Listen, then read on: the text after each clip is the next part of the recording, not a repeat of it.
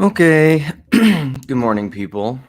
Look at me. I'm a big boy. I'm actually starting early because normally, normally I start a little late, and so I'm starting early. I think Lance is going to be able to jump on here with me for a while after I set it up or do my incoherent rambling where my interlocutors award me no points and pray for my soul at the end. So I'm gonna have my clearing the throat coffee things that happens in the morning. But there he is. Look at it. Lance, I'm a big boy. I figured out how to share my screen. And so I don't know if I want to play this video or not. There's too much in it. I think Rollins does a really good job, and maybe in the future, maybe if I do this again, because I watched through it again this morning, but I just realized that there's so much in it, and I think Rollins he's getting to the point where he's starting to what would it be? Remove the veil, lower the veil, where he is. I don't know. I think there's a synchronicity happening where it's a bit of a Kairos moment where the things that Peter Rollins normally talks about, which are how to say this, which I think most people are going to find inaccessible because of how abstract they are and because of how fundamental they are to what he's talking about, because Rollins is talking about the lack. His new book is just like absolute unknowing.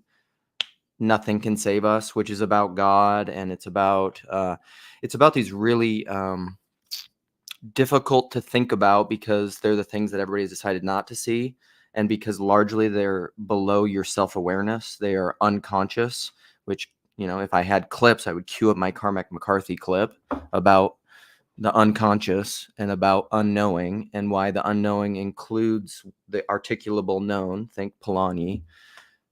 Rollins is talking about that stuff, but in a really great way. And a lot of what this video is about, he says, what is Lacan's best contribution to psychoanalysis, which is this object A. And I don't know how to say the French, but that's a big part of what he's talking about in this video. So I think there's a number of things happening. Rollins is, I think, he's releasing stuff that was maybe only Patreon before. I don't know what's happening. If he's being more succinct, more clear, less, what would be the word? Less, I don't think he's being intentionally obtuse. It's just less, he's using a lot more illustrations. He's probably getting better at articulating these things. And I think there's simultaneously a rising consciousness and zeitgeist, which is allowing people to understand him in the same way that people have been listening to Peterson and Peugeot for 5 years, and all of a sudden they're like, oh, I think I can understand Peterson. I actually just had this great conversation. It's also hard being a parent. This will illustrate why. I was having this great conversation with a guy at church who's just whip smart. Okay, I'm going to stop this screen for now because I don't even think I'm going to do it this morning. Here's just my big, ugly face. And I was talking to this guy at church, and he was telling me how this is where the lines of TLC and my full embodied life in Minneapolis here overlap. And so I have these friends at church that I touch on some of these topics, but they're not, like, these guys aren't actively participating in TLC. So whatever's going on here, you don't quite understand because you don't understand anything without initiation. But I was talking to this guy, and he's begun to get into, like, there's a few people in TLC that if things are explicitly orthodox, they'll go into. So, like, there's a lot of people who might be familiar with Lord of Spirits or Father Stephen DeYoung or even Jonathan Peugeot, but they don't go into these other things. Like, shout out to Jonathan Dumire, who was talking about, he clipped me and mentioned me in one of his videos where I was saying, like, read widely, view widely. Don't just read like the prescripted books from like whatever your Orthodox priest. I mean, Orthodox aren't very, there's not like a bunch of banned books they're telling you not to read, but like some people, because of this things that Rollins is talking about, actually, will only read like Orthodox books or things that are labeled Orthodox, right? They're within the tribe of Orthodox. And I mentioned like I was always reading the wrong books, you know. I would read all the prescribed right books, but then I'd read the wrong books. Okay, Luke, you lost yourself. This is where me and PBK are so similar. We talk ourselves in circles, and it's like, stay on track. Rollins, he's becoming more clear. Object A, Demir mentioned me. Reading the wrong books. Oh, church. Okay, worked my way back. So I was talking to this guy at church, and he was saying how he started watching Peugeot, but then he said recently Peugeot mentioned in a video that, and this is kind of why he's going into the more of the arts and more like writing stories and revivifying fairy stories and fables and that sort of thing. Myths, you know, famous myths and myths. And he's starting to do that because he said, like, I don't have anything else to say.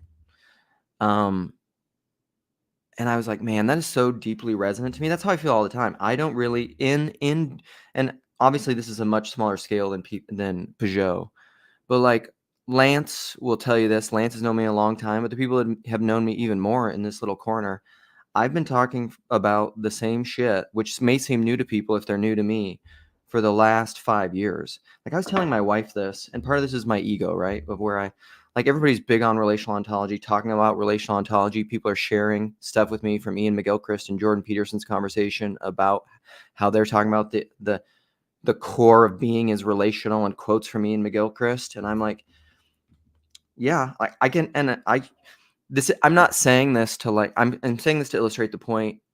Mostly, there's probably some object A like self-gratification in it and wanting of acknowledgement. But I guarantee you, like I guarantee if you check the receipts, go on the little corner, go back, I was the first one to talk about relational ontology in the PBK sphere. Like I guarantee it, I was. And so in that sense, like with Peugeot, I'm kind of like, I don't have anything new to say. Like I've said everything that I have to say. It's not really like, to me, it's just like repeating myself. And it doesn't mean that there's not a further up and further in, but I guess this is the natural cycle of communities, is like you need to start creating or doing art or generativity or something like that. So I'm talking to this buddy at church, and he's saying he's just getting into Peugeot. But then what did he ask me? He asked me this question of like, it was essentially like, what is real and reality? And what's up, Tunji, Steven, Anthony, Tayo, Matthew, and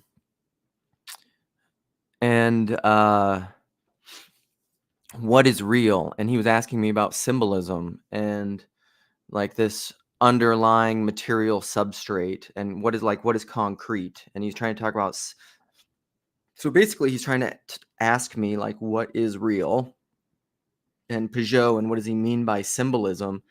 And what I explained to him, or tried to explain, because simultaneously all of my children would keep coming up to me, because this is in the middle of like church coffee hour, and asking me questions like, can we get this bread for the, Paschal bake sale? And can we do this? And, my son's flitting around looking at his phone, like wanting to go because like he's ready to go. And my other daughter is like organizing plans for hangout dates. And so you're simultaneously just like trying to, I'm excited trying to have this conversation because he's asking questions about my absolute favorite topic, which is probably relational ontology, and really is the Trinity and being. To me, it's like the most foundational ontological conversation that you can have.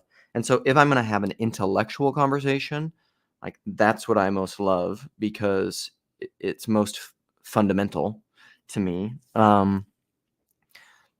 Personal stories are probably even better because they implicitly and tacitly contain that reality, which is, and we got into this because I was like, what we're talking about and what you're talking about is stuff everybody knows. We just don't know that we know, which is something I've said, or when I'm talking about anything, I'm talking about everything.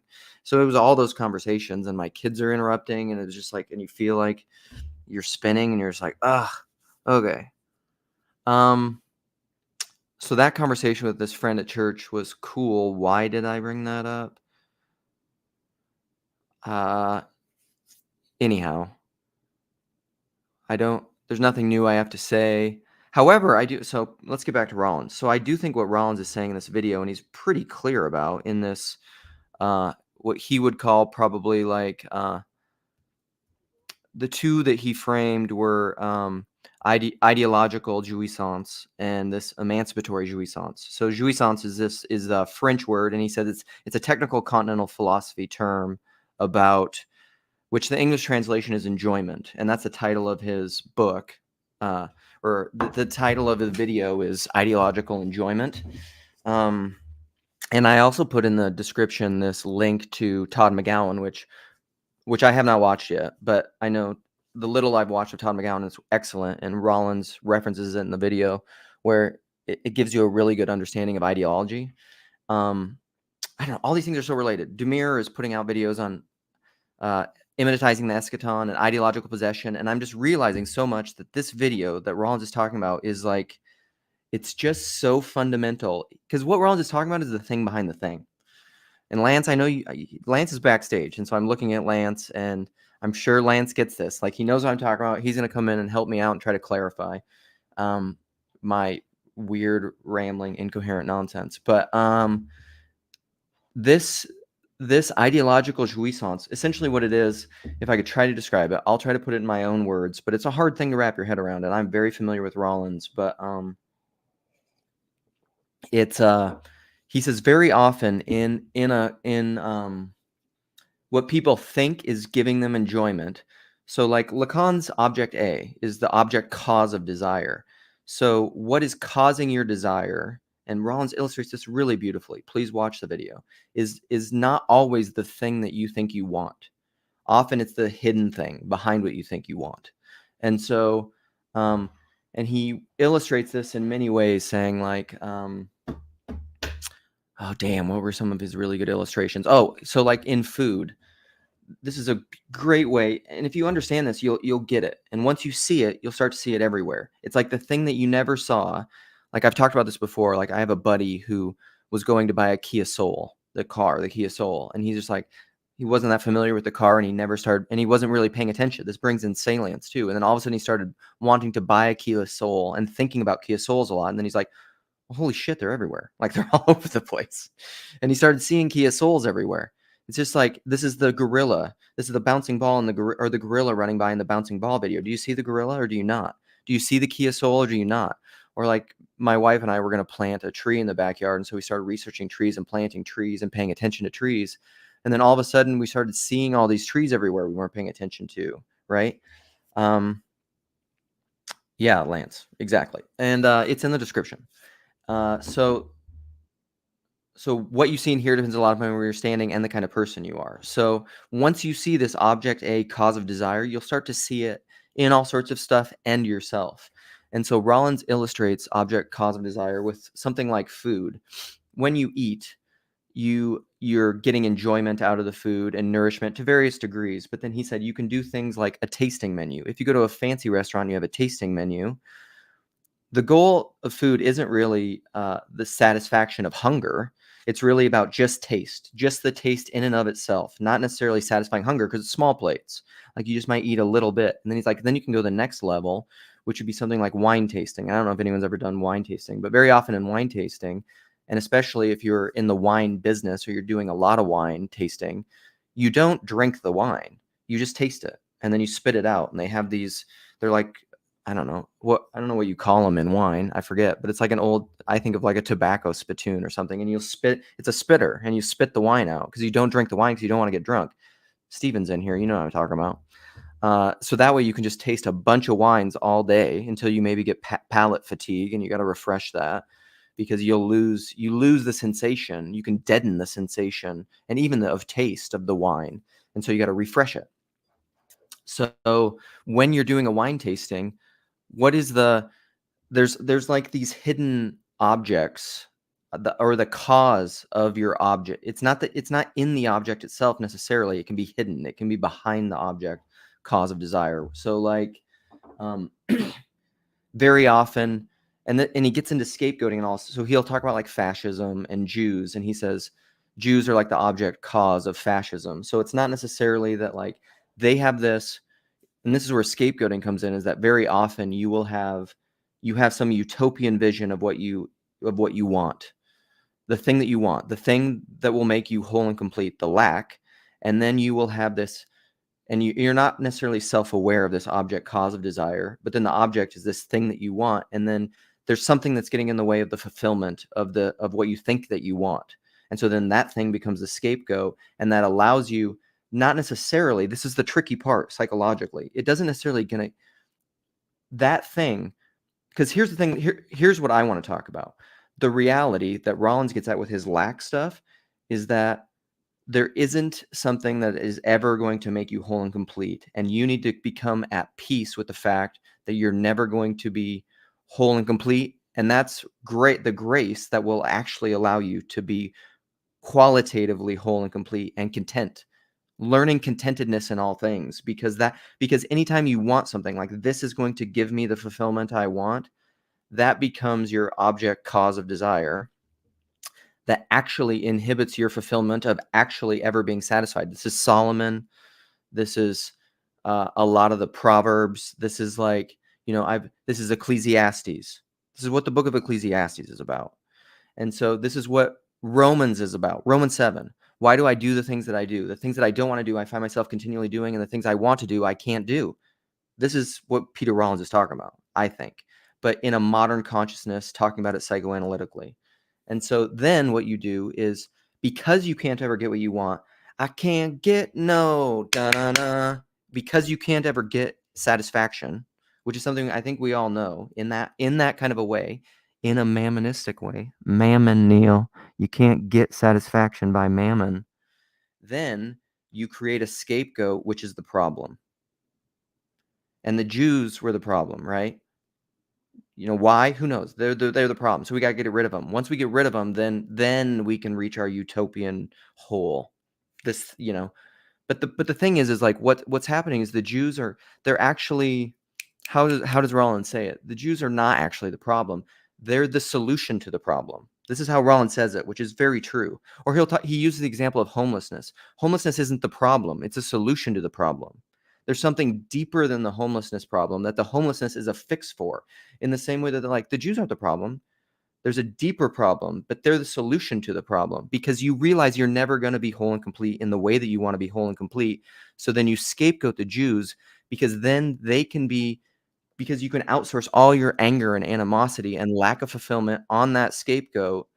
And then in that it's a coping mechanism to satisfy the reality that you are never going to be whole and complete in the way that you want to be, which is in this mammon way.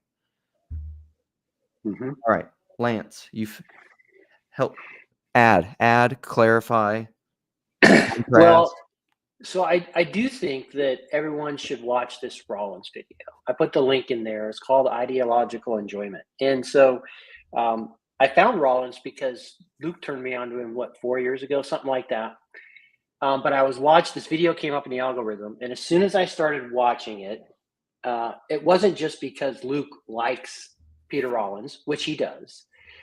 It really, to me, came together about, we're having this conversation about proselytizing versus having some sort of a conversation. And in this, I think it's really good, and particularly that last little bit.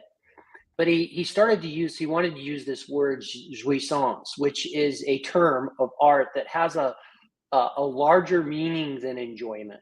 Yeah. Enjoyment is a simpler word, but he was talking about, because he contrasts it with pleasure, right? It's not just pleasure. And he was like, there's also, it has this desire component to it, and he brought in the sexuality component in that, like was in sexual desire or whatever. But I think what he's trying to touch on there is, we have these deep desires that kind of, like, we all know, like, that sort of stuff is somewhat uncontrollable. When it comes.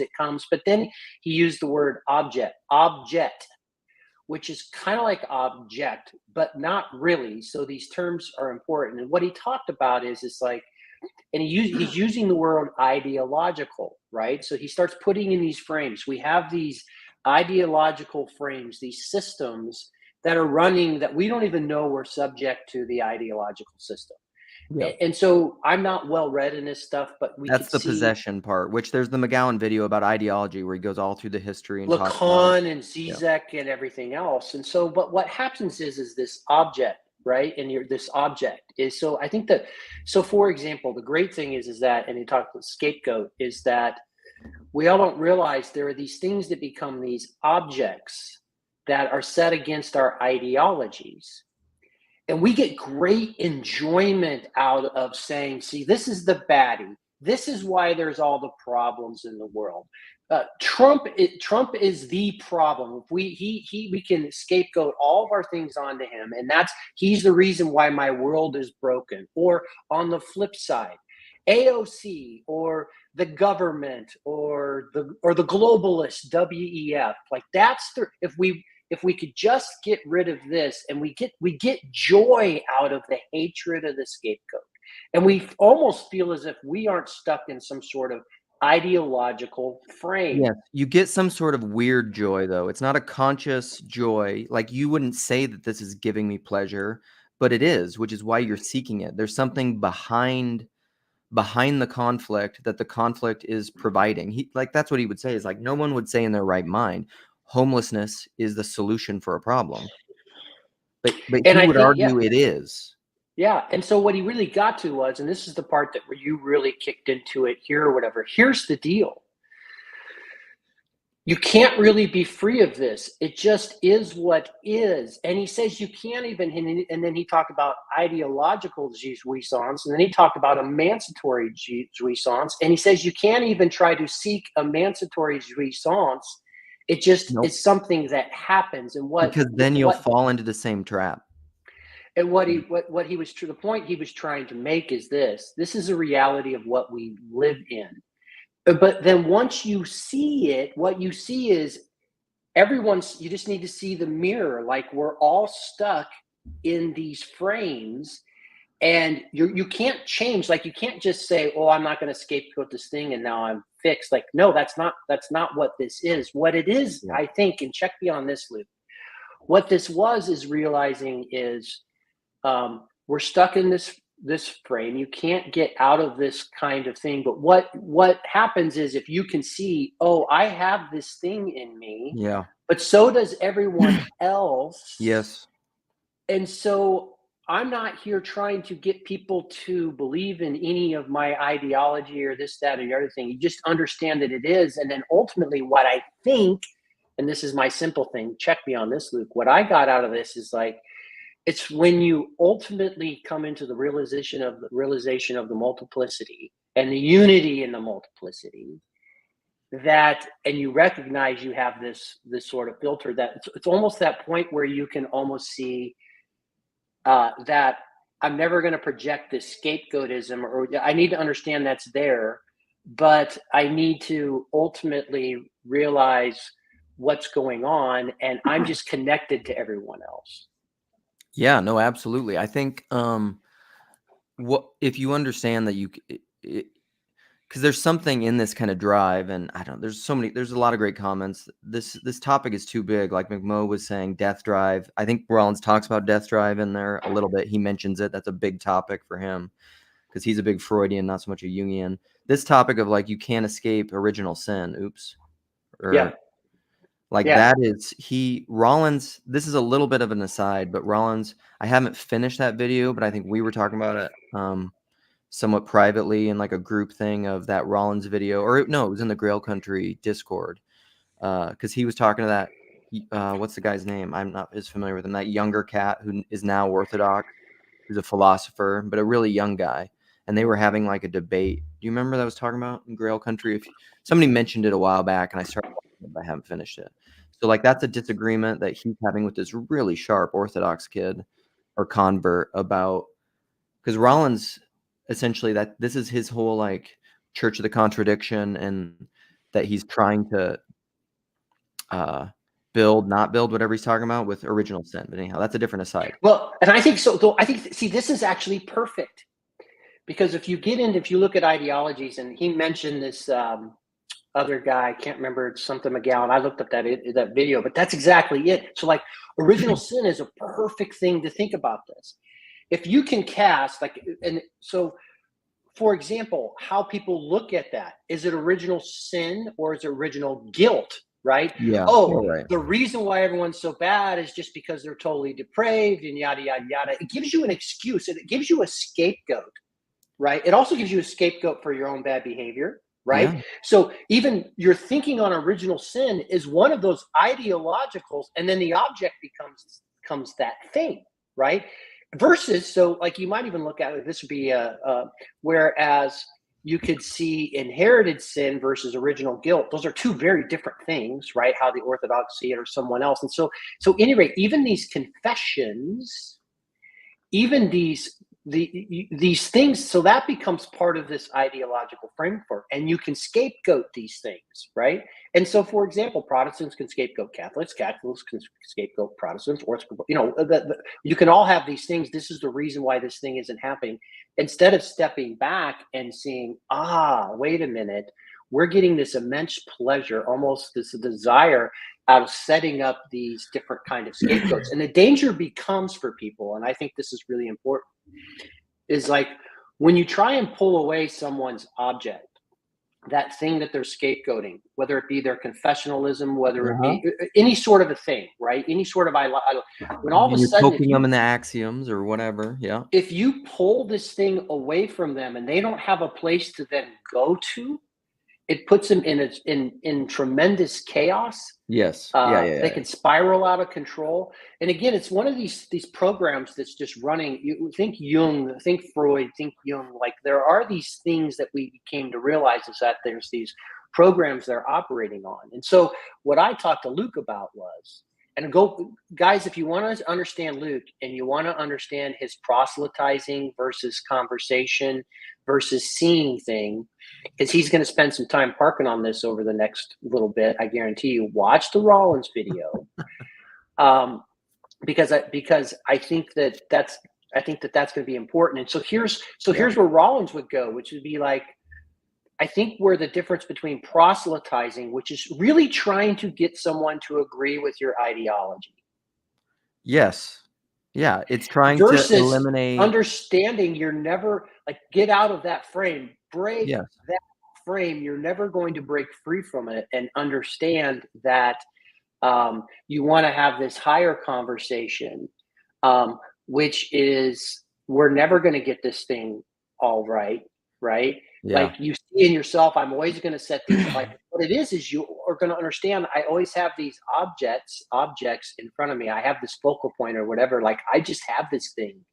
And to understand that that's a barrier between seeing what's really going on and happening. And so I think, how do we have conversations in this little corner without trying to colonize people into our ideologies?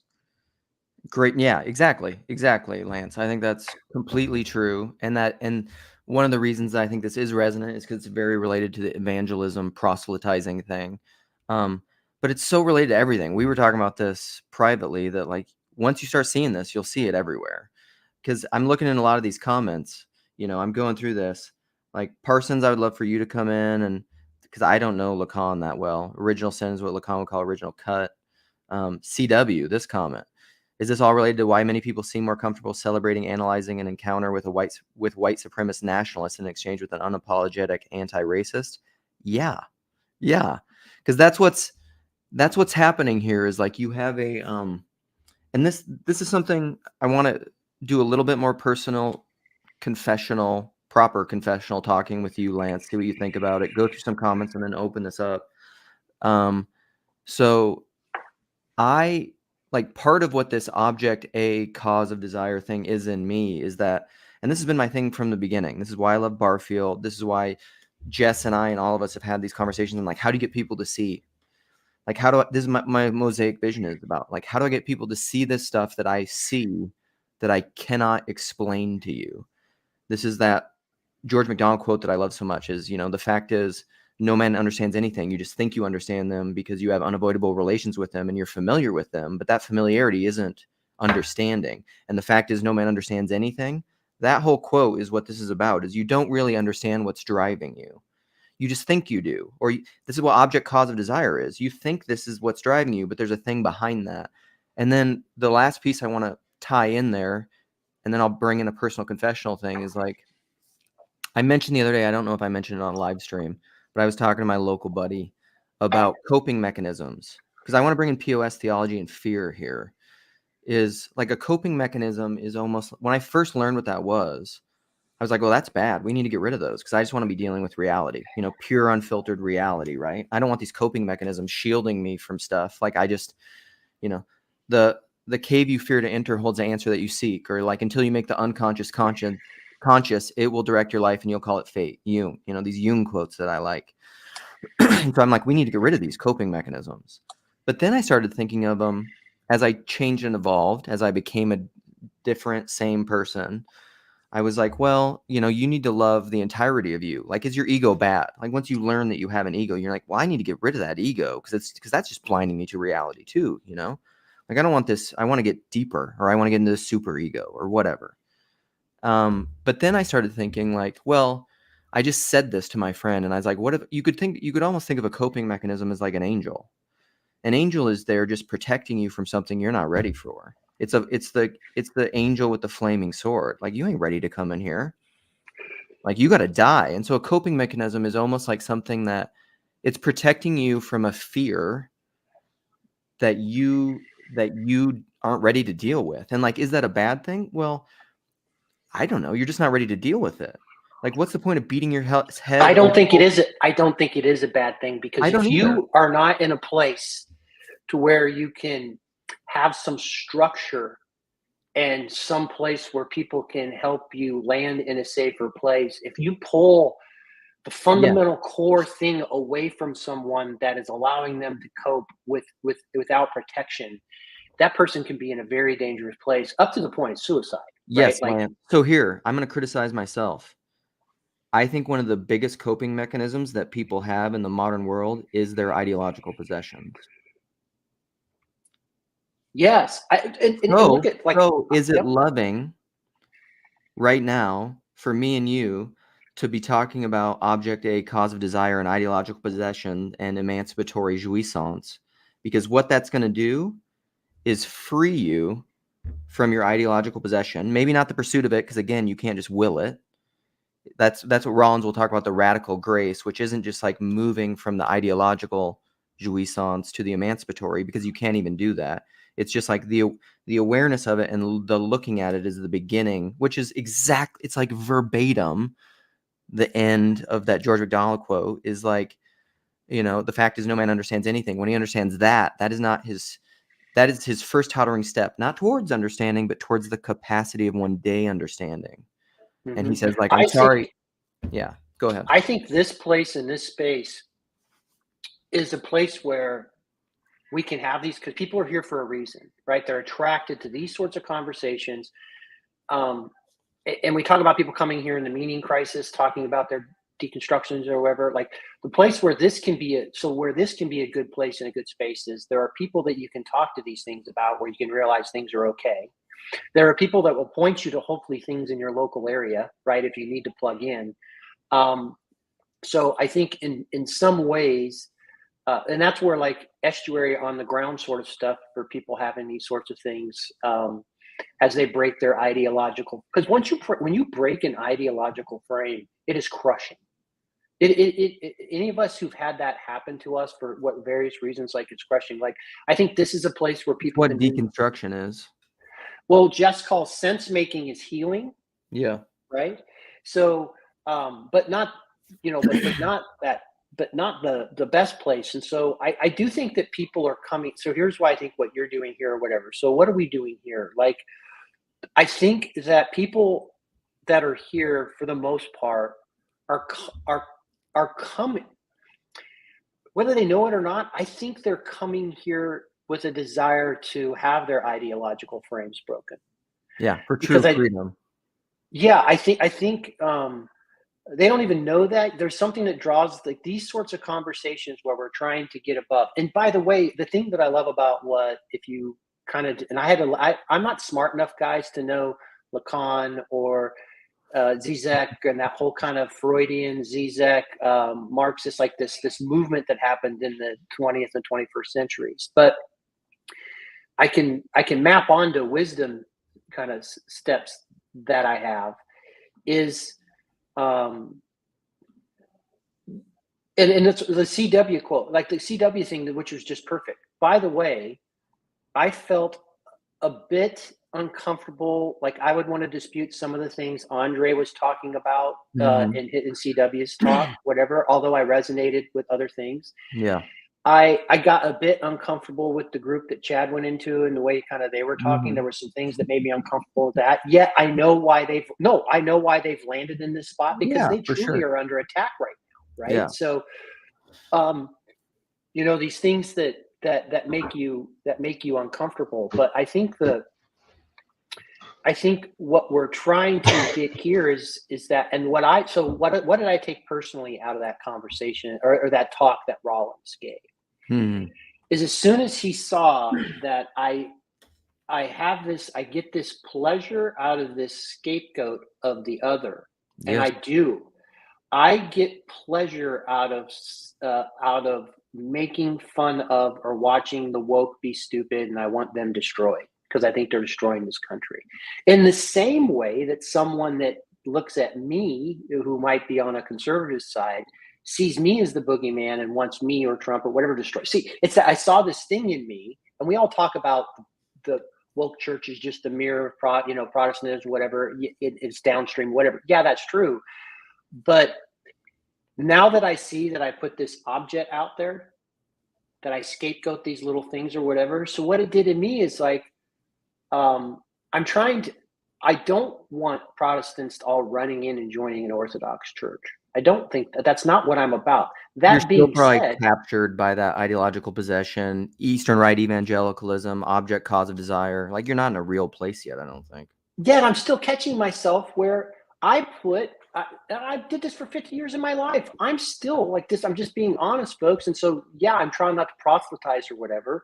I see some beautiful things, but yet if I'm really honest to myself in my core, I am setting up Protestantism as a straw man, and I'm putting it out there as some sort of object. You know what I mean? Like, I'm finding out, I put all this bullshit out there that is part of this ideology. And I want us to try and get to where I think Rollins, if you understand that conversation, it's like, how do you get to the place where you can have a conversation with someone and not try to convert them or bring them into agreeing with your ideology, but yet have a conversation? When you realize you can be right and be wrong, or be wrong and be right, then you can have a conversation with someone. Julian, Andrew, what up? Hi guys, good to see you. I actually have some thoughts. No way.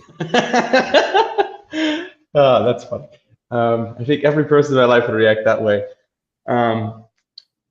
Like Lance, listening to what you're saying, I think I'm catching your drift. But I think I've struggled with this recently, is the sense of thinking that there are certain things that are good and that you want to sort of see happen in your community or the world, and like us, and how do you sort of pursue those things without becoming kind of controlling about others or the future? It's sort of something I've wrestled with, and I don't know if I've completely settled it for myself. I mean, the way I kind of think about it is you can have the mode of the monk or the mode of someone with a family. I don't know if what I'm saying is going to map on with what you're saying at all, but I think of the monk as someone who sort of lives sort of non-possessively, radically in the present, and doesn't try to control the outcome of the future. But someone who has a family has to sort of be forming his children according to a certain sort of limited tradition. He has to be sort of defending his little group against threats from the outside. He has to does that make sense, like, to think of those two modes? And yes, but I think you can do the family thing as the monk. It just won't. we just trick ourselves very often to say that that's impossible. I mean, I understand this is where you need walls, but also like right brain, left brain stuff. Your idea of walls can come down, and like I could illustrate a lot of examples that I've actually been talking to Lance recently from my own parenting of, but I'm not going to air out dirty laundry that's not my own, I suppose, of desires that I have for my children that I think is proper orienting them to the world and parenting them and giving them wisdom and directing them in ways. But what happens when your children don't take all that? Like, what if they don't willingly accept that, then what do you do? I mean, this is all like prodigal son stories too. Like you could try to seek to control that, or you can you can give your children the kind of direction that you think that they need with a very open-handed approach instead of a top-down authoritarian approach, because you can't, Graham Greene, that quote that I love to read from The Power and the Glory, you cannot control what you love. You truly can't. That's a myth of ideological possession. Well, I think that Lacan's major point is that he critiques all of psychotherapy and psychoanalysis, and his point is all the Freudians got lost in their point that they wanted to empower the ego, and Lacan comes to say no, that they've gone off the rails in some point. But Lacan's point in psychoanalysis is to show the subject, like they keep projecting onto the psychoanalyst, the subject who knows everything, knows the answers, and they keep projecting it onto them. But the psychoanalyst's purpose is to show them, I don't know it. But they don't come out and say, I don't know it. I don't know what you're talking about. I have no clue what you're talking about. They have to slowly get them to see, oh, wait, you don't know shit. I don't know shit. Holy shit, what's going on? But the point is, they come to question all of their unconscious to go, what is this desire in me that keeps stumbling over? Yeah. And the psychoanalyst's purpose is to draw them into that conversation, into that questioning, and then they form their own language. Yes. And they form their own subjectivity to get beyond. And now they see they're not trapped by the unconscious any longer. Now they're starting to use the unconscious. And like you're saying, in parenting, we most see this because I'm like, holy shit, I keep wanting this for my children, but they keep pushing against it. But I'm like, what is it about me that I keep driving into them? And it's almost abusive to some degree, but it's also it's also okay because you were just made this way. This is the world you see. And this is where Lacan's, his imaginary, symbolic, and real, that I think is the key that I would love the TLC to talk about, that the symbolic cut that we all go through, we're all cut into this world, and it gives us the ability to see, but also closes off a whole world to us. The symbolic cuts us, but we can't see beyond it. And it creates this whole unconscious thing that we can't get beyond. And we're trapped by it. But it gave us a world. Like we can't also just throw it all away because it's what we see and go by.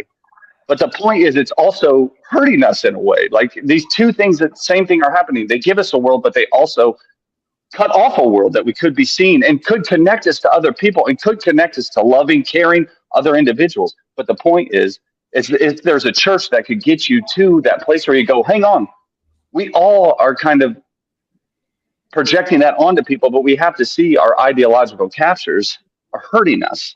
Like that would be amazing. And I think that's what Rollins is doing. Sorry. Go ahead. Andrew, can you keep going on this? Sounds like you know this. What does Zizek introduce? Because he brings in this concept of the real. I was trying to understand it. So what does Zizek do? So the real is a concept that, so the symbol, and it goes like Vervaeke is right on here. Like if you could get Vervaeke, like Vervaeke almost gets there, but he throws Hegel all out the window and Hegel comes in here. But the real is through Lacan that, yes, so you have your imaginary, and that is where your ego is formed. You project all that onto somebody else, but you also see this mirror image that you have on people. So you create this ego.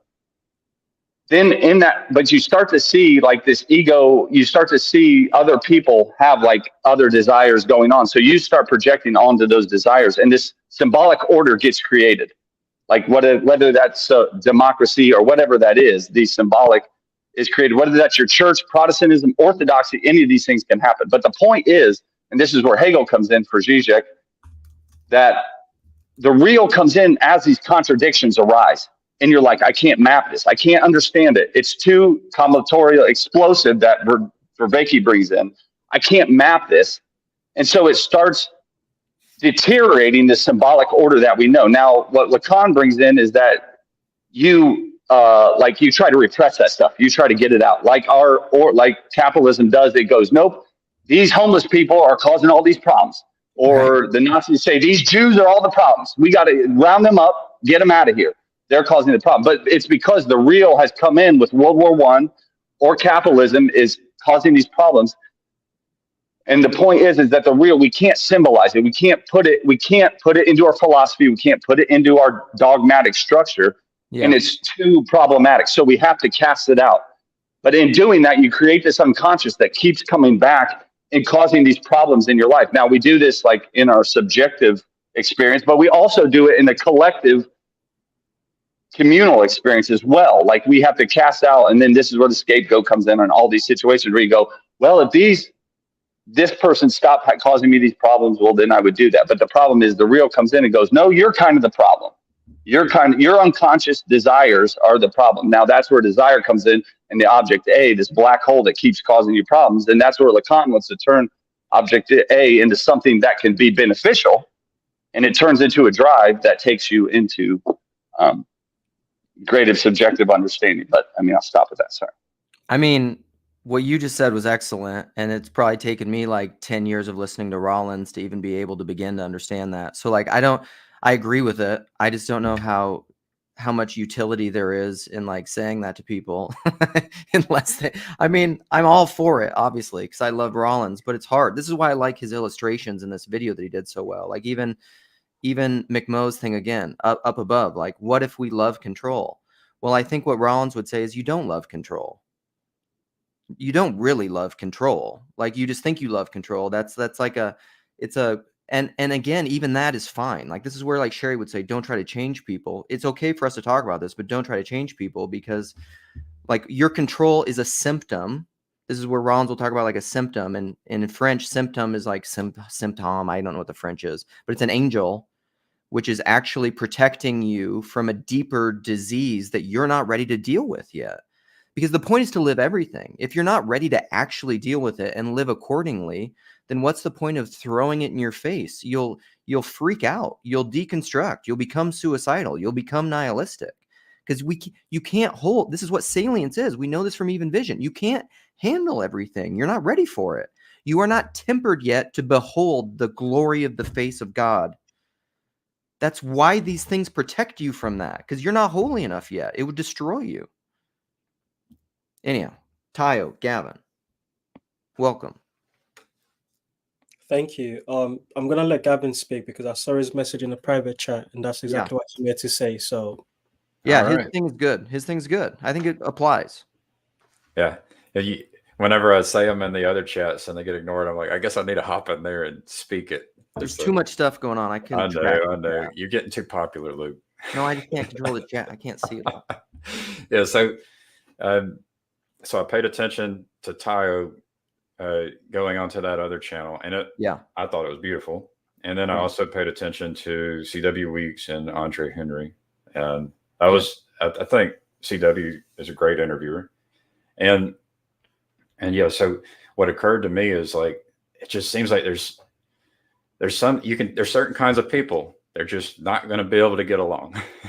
and this is, so it occurred. And then you can think of that as like with my children or between families. You can think about it between cultures. And with Tayo, I've said it before, and Tayo wasn't going to expect me to say this, but I think Tayo is a bit of an ambassador type who's able to go and swim in different waters, and becoming that kind of person who can have that Holy Spirit and to have the humility to be able to go into these different places and not attempt to change them.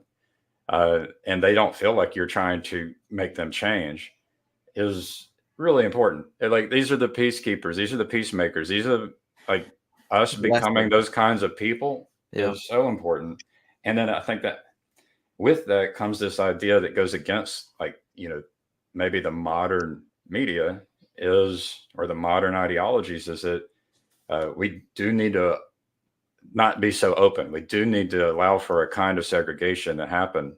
And so, yeah, it's a difficult situation to be in when the people who have power want to try and push a level of openness where we don't have, where you would like not have segregation, or that tribalism would be bad.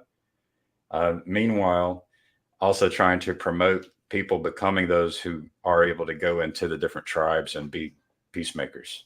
It's a tension there. So I don't know how Tayo would want to piggyback on that, but that's what I saw when Tayo hopped in that channel. It's like, man, this is beautiful. This is the kind of thing that is good for the world. I'm glad someone put what you said in the private chat, because now it just looks like I set myself up to get complimented by you. That's not where I thought you was gonna go. We all know that's what you did, Tayo.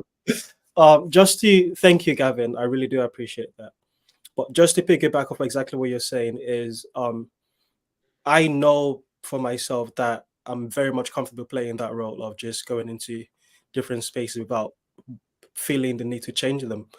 But part of that also means that I go into spaces where people want to change you, and that's okay. I don't want to change them either to become more like me. And I think I don't know where it came up. There's a sense in which this particular stream, it keeps saying it's not trying to change people, but you need to understand that you've got power in this space, and there's power in the things that you say. So you're just, what you're doing is just putting up a side saying this is how I think, is how I am. But by the popularity of the power that you've got in this space means that you are going to change people. And I think that not acknowledging that is naive to a point. Part of a lot of the criticism that Mark and Manuel have of PVK is just not claiming the authority that you clearly have. Well, are you talking about me? I mean, this stream. Oh. Yes, you. Yeah. Because you're the face of it. So the way I really construe authority, and I try to say this all the time, is like I think authority is personal. It's integral. Like it's you. It's your own integrity. And this is what I've been saying in the proselytizing versus evangelizing thing. Like if I say something that's resonant with you, cool. If it's not, disregard it. And I think that's just how everyone works, because like authority is inherently connected to admiration and respect. People who have it. If this was real life, I would completely agree with you. If this was if we were in real life embodied spaces, that would be more true, because then we'll all know you better. Sorry about that. Yeah, so Tayo, I think this is really good, right? Because I think this is like because you raised the comment earlier, this is proselytizing about not proselytizing, right? Which I think is really like, I think this is a really nuanced thing we're talking about here, because I think you hit the nail on the head, which is Luke clearly, and I would just think, why are we here? Or I want to exhort people into seeing what I think are helpful things for them in their life, right? Or beautiful things, or those sorts of things. And so Luke is trying to, and I think, I don't know, Luke wants to get people to see things. And it's kind of, if we all had those things in our life that once we saw something a certain way, we'll never be able to see the world the same again, right? Those moments, and I would call those like revelatory moments that we have, aha moments or whatever. And so what Rollins was trying to get at that video, and I would highly recommend people talking about this, and is that, do you want to exhort someone into seeing things for themselves, like teach a person how to fish or those sorts of things, but it's not trying to get them to agree to a certain ideological position. Like those are two different things, right? And so you are 100% correct. Luke has a deep passion. He's a John the Baptist that's out in the wilderness. he wants people to see things in a certain way. He is an evangelist for that. There's no doubt about this. But if you would listen to him over and over, what he sees is he doesn't want you to believe in an ideology he has. It's about vision and not, it's about seeing and not thinking, if that makes sense. This is such a nuance. But I love how you keep hammering this point, and you make it in every chat here over the past 3 weeks. And it's perfect, Tayo, because you need to keep hammering him on this. I'm struggling to find, I'm not a smart man in terms of the things of these things. But what I do have is, I do have some wisdom. I've been granted with some intuition and some wisdom. And I can, and I've been placed in wisdom traditions that are very deep and real. 12-step group probably being one of the best, right? So I see these things that I hear someone like Rollins talking about, right? And then I saw how I try to grab these high things and bring them down into these simple practices. I'm the practice guy, right, Tayo, right? Like, yeah. How can I do a thing? And so, so for example, let me bring this down into something that's concrete, right? So in the 12-step life, they don't define who God is. Like, they don't define it other than to point you towards a loving God. And they say, hey, start doing these things, right? Start living these practices. And ultimately what it tries to, one of the things that it breaks is it's trying to break your ideological frame. It talks to you about, some of us have tried to hold on to our old ideas and the result was nil until we let go. Absolutely. It's trying to get you to let go of every thinking you have about prejudice of the world, religion, everything else. Enter into this way of life, and then things will be revealed to you, right? And it also creates this, what it does is it is an embodiment of the unity and the multiplicity. So you live in this space where people from all different socioeconomics, all different races, all different religions, everything else, they can come together, and there's unity in it, but there's also this multiplicity. So how do we have conversations on here and push against each other, whether it be a physical, physical atheist or materialist atheist or something like that, versus an iconic vision guy like Luke? Like, how do we have conversations where we're not trying to capture each other into ideologies, but get past? And so what I see in myself, Tayo, I would say this is, I watched that video of Rollins, and what I realize is, there are times where I'm not proselytizing and I'm trying to help people see things, but then there are times I'm totally proselytizing you and I'm trying to convert you to my ideology. Like, I'm a divided man. So and to just put in my 2 cents of a question, Matt C said, like, what do you say? Unveil or unhide your angels, Luke, which I think that's what it is. It's like, it's your own confession of bringing things to the light.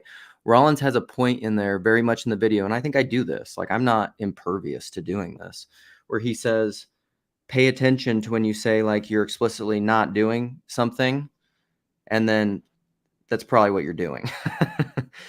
And I think I understand, I'm not saying that I'm perfect of not falling into that trap, but I'm aware of that phenomenon. And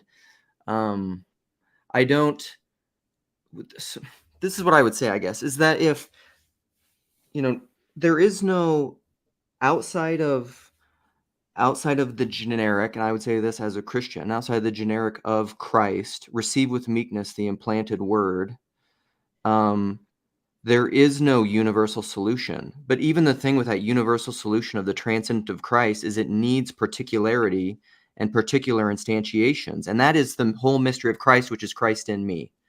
And so, like, in as much as I am accurately embodying and speaking Christ and logos to the world, and that resonates with you in that deep, this is what I'm trying to say, and that deep calls to deep, great. And if it doesn't, you have to let it go, because you can't live it anyhow. So it's not for you. This is like when the student is ready, the teacher will appear. If something that I'm saying is a teachable thing for you and it will lead you into greater holiness, fantastic. But the problem is like, discernment is always a personal thing. Like, What if it leads you into deconstruction? You know, like my own, I never deconstructed from faith, but I definitely deconstructed from my Christian ideology. Was that bad? That was a chaos moment of a kind. Was that a bad thing? Well, I don't know. It sure as hell made me who I am. And do I wish it didn't happen? No, I don't think so. Chaos moment of a kind. Was that a bad thing? Oops. YouTube. All right. Anyhow, Okay. yeah. Sorry, I before was just. I Okay, just go ahead. wanted to acknowledge Alan's new look. Oh, It so clean cut. looks like he's preparing for a role as a retired cop somewhere. Thanks for not just standing on the corner and coming and setting up some chairs with us. Sorry, Andrew, go on. No, that was fine. I was just going to say that I think that's the key is that's the thing is with like as the universal, we see this opening up. I think that's the like I would say that Lacan has this idea that we were talking about the symptom, but he thinks the symptom needs to be turned into a Santon, and that the Santon is like this holy man, and that your symptom, like you don't need to go beyond like to get some ideology. Like you have these internal contradictions that are leading you to these openings that can be doorways for you to see new universals, new possibilities. I think that's where Christ comes in for me is that, and I think that's where people like misunderstand Hegel is that they think Hegel has this whole answering this, he's got all the answers, everything. And that's not what he's saying. He's saying we are all led to the end of what he calls the end of history. We're all led to this point where it breaks down for us and we have to step through like our new, like a new doorway, a liminal space. And we have to, and we kind of bring all these things back together. And that's where, but it's like also hard. Relational epistemology. That's what Hegel is saying. Because yeah, and ontology. Yeah. And that's it. Like Lacan's like, you can't be a barred subject. What he means is you can't be a subject set apart from the rest of the world. You are barred from being your alone autonomous subjectivity. You don't get to be that. You are trapped. You are in this collection of other human beings and seeing the world. You're mediated through all these experiences, your parents, democracy, Western civilization, whatever that is for you. And you have to work through those things. But all those things will lead you to internal contradictions that will be broken apart. But it's not to go, it's all bullshit. It's to also like in communal understanding that we're doing like here in the TLC that I think is a very special thing that it's, I mean, that's why I think Paul Vanderklay is a very humble, but like also a bit of a hysteric, which I think we all are, that we all keep questioning and like, what, I don't get it. I don't see it, but that's okay. Like we're all led to that place. That's where Socrates was. That's what opens up the Western mind is that we're all questioning going, what the hell are you talking about? Like you see the gaps and raptures in all of this, but it leads you to greater questions and greater understandings and greater collection and greater love. Hopefully that's what Christ, like God kills off the God beyond to come be the God with us. The contradiction of that autonomous set apart God, where God was like, no, I'm going to be with you with the Holy Spirit. That's why we can't give up the Holy Spirit because God refuses to be beyond. Sorry, I'll stop that. Chad, Tunji, hi, Alan. Yeah, maybe. I just have a quick question. I got to get back Since to work. Andrew already. Yeah. No, I'm sorry. Go ahead. Go ahead, Chad. Go ahead. I'm just Chad. You're on a limited time. Go, Chad. Yeah, go ahead. I'm wondering if because I'm trying to go out and find these different places to talk to actually do some sort of like internet embodying of what it is that we've been discussing and finding these different places. I'm wondering how people feel about me using the moniker "this little corner of the internet" and referring to where I'm coming from. Are people okay with this? Because like I'm essentially and when I invite other people, I'm using our name here. So is this something that you guys would prefer I don't do, or keep maybe my people in the chat? corner's That's what I'm name wondering. out your mouth?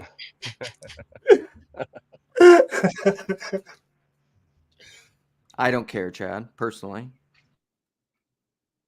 I mean, I think that would, I don't know how else you would cage it, because what you're trying to represent and talk to people about, I think that's the most No, I succinct way to think do I it. think that's a good question, Chad. Because as you go out into some of these spaces, some of those other spaces are a little less stable, Yeah, and are definitely. associated with more fringe, extreme elements on no matter where it comes. And it's like you're asking, hey, are you okay with me using our name in here and maybe drawing attention from folks who, may, I don't know. I love the fact, I love the fact that you're doing that, Chad. That's the sort of stuff that challenges me. And it's this whole thing of this whole ideological jouissance and all, or enjoyment and everything else is like, I'm trying to break these frames that I have of trying to place people in these boxes, no matter where they come from.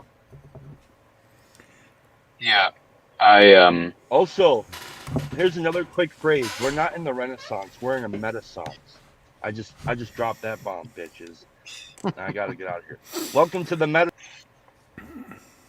I think along those lines, I think that the corner sort of has to do. I mean, we talked about bringing in, people from the outside into the walls, into the gates. I mean, if we're gonna have a space, you have to be able to talk about it. You have to be able to reference it, or else it doesn't really exist. But in terms of, I think like the corner needs to like do a lot of growing up when it comes to like how we engage with. And I don't know, who am I to tell anyone what to do? But when we engage with like outsiders who come in, and I mean, some of the materialist atheists who come in, you just see everyone of just moths to a flame. And I'm like, guys, there are tons of people who are super interesting and nice and friendly. They get no interest. No one wants to talk to them.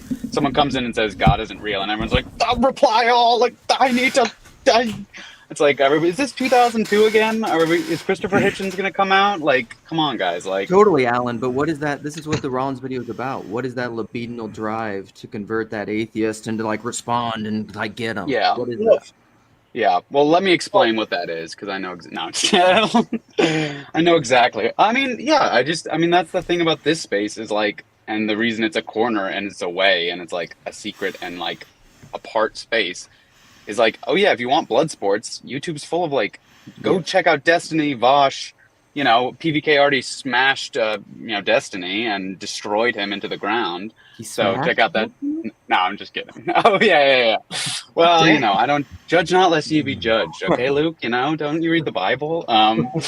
But I do think that like it's just like what's special about this place, and like as things grow, like everyone talks about like, oh, when this band was unknown, it was so good, and now it's so bad.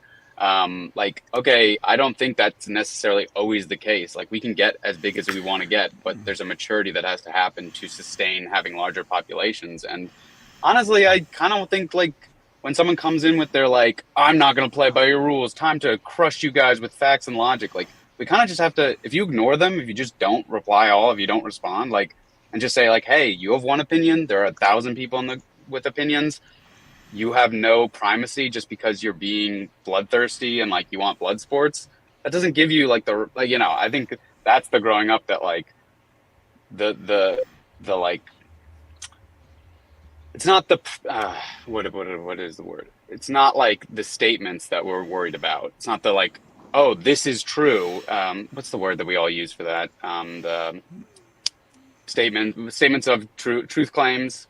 Oh my gosh. How are we? Axiom? One of the 4 Ps. One of the 4 proposition. Ps. Yeah, it's not the propositional. It's like the way we interact with each other. So just because someone enters here with like, here's my propositions, they beat all your propositions, like that doesn't jump them to the front of the line of like interacting. And I think it breaks down our like core of what the corner is when we let propositions jump to the front of the line. Like there are propositions and people here have them, but if we're gonna let people in, we just have to realize like we're all like, propositions, they're just part of it. And then someone comes in with their own propositions. We're like, those are the wrong propositions. And it's just like, guys, we've been talking about this for years. And now one guy comes in who attacks our propositions. And we're like, this is, how dare you? And it's just like, oh no, we're losing Hezzy.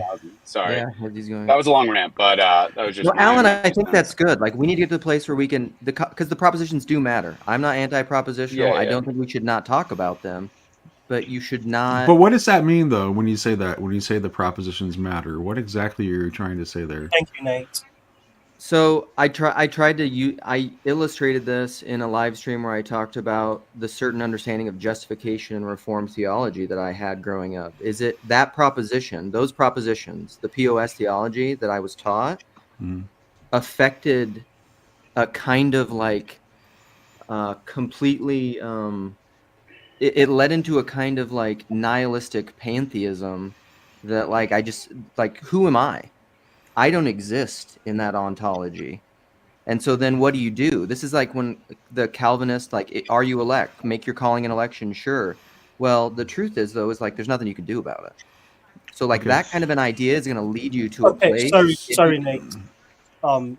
I was just going to basically follow up and say, clarify to make sure I understood. Look, what I understand you to be saying, Luke, is that one of the ways in which maybe, and I don't know if you meant to say this is the only way that propositions matter, but one of the ways that propositions matter is that when you have ones that are bad, they lead to negative consequences. Is that fair? The way that I would frame it as a proposition is potential. And then, but those potentials, what you follow, what you pay attention to, what you keep repeating, and the words you use, like that Moore quote, Alan Moore quote that I was saying. There's magic in that. You keep repeating the same magical words, it affects the way you live.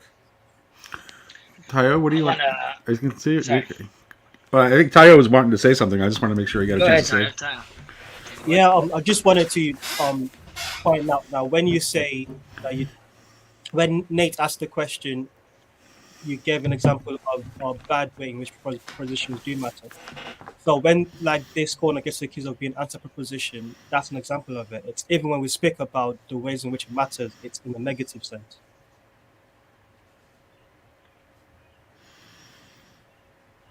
Well, but Can you repeat that, Tayo? I don't know if I can. Basically, what I'm gesturing at is the fact that there's a sense in which we go, yes, well, of course we lack positions, but then we go to spend another hour talking about how bad positions are. So I don't know if we really got a grasp about what the positive use of positions is. If it's purely potential, then why are we railing against the potential? Is it not the thing that actualizes the potential that we should be railing against? Does that make sense?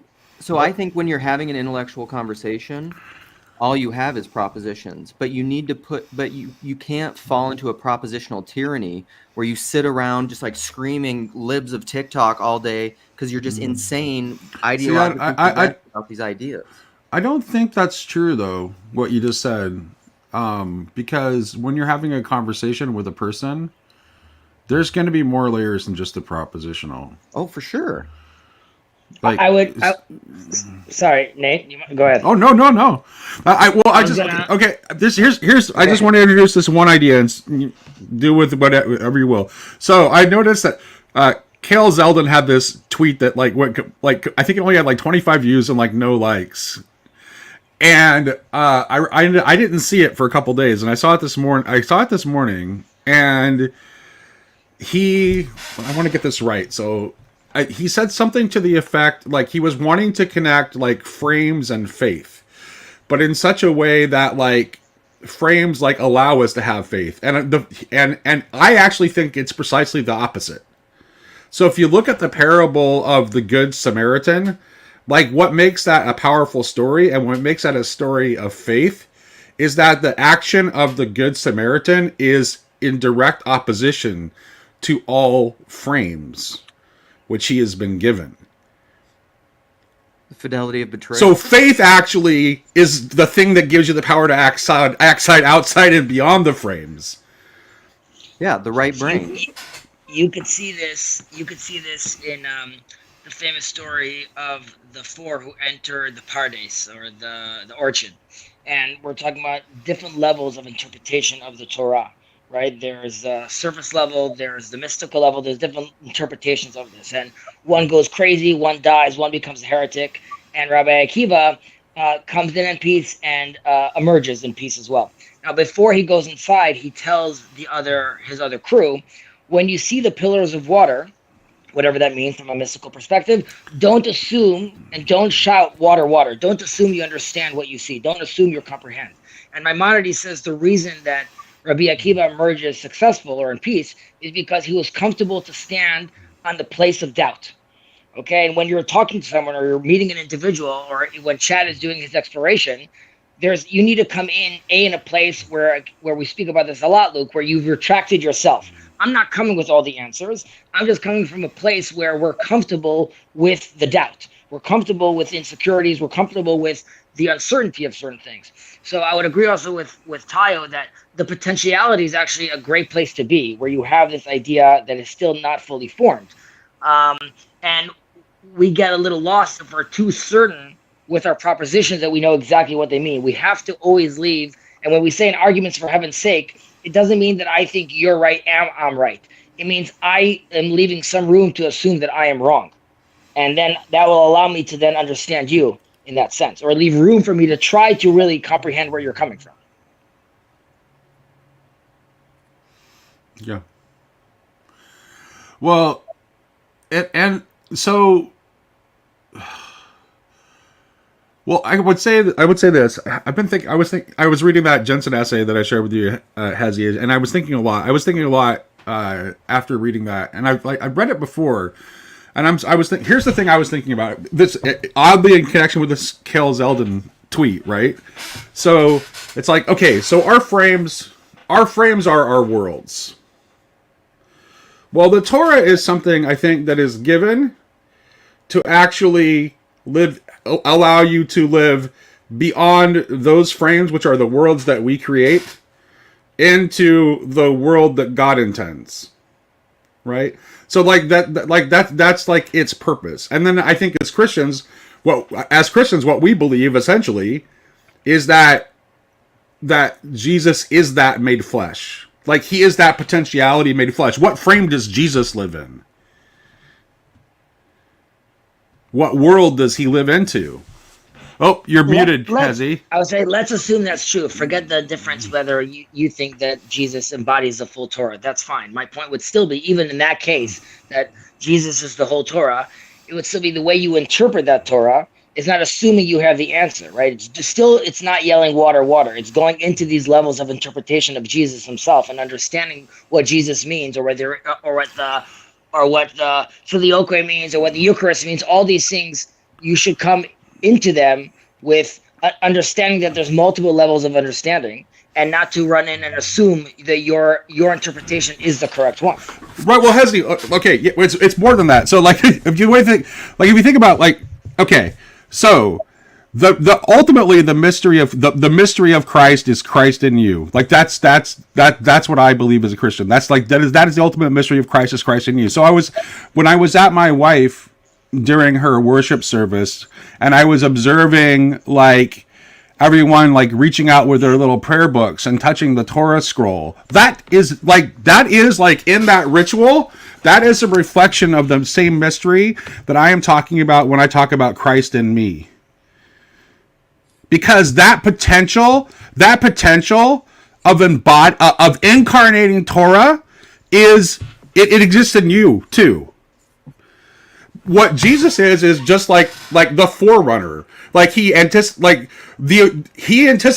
our individual embodiment, our individual potential to embody Torah, and our future general resurrection through his own resurrection. That's what's going on.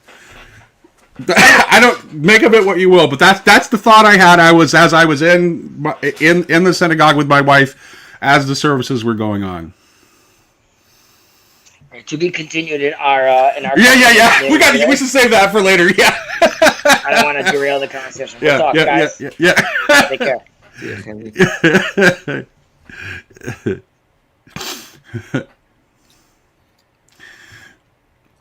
No, I think that's good. I mean, that's like where this is. I don't know. Often I don't know how. Like, I see comments from Phlebas and different people, or Tayo, that I piss off, and I'm just like, I don't know what to do to make you happy. But here's the thing, Luke. Here's the thing.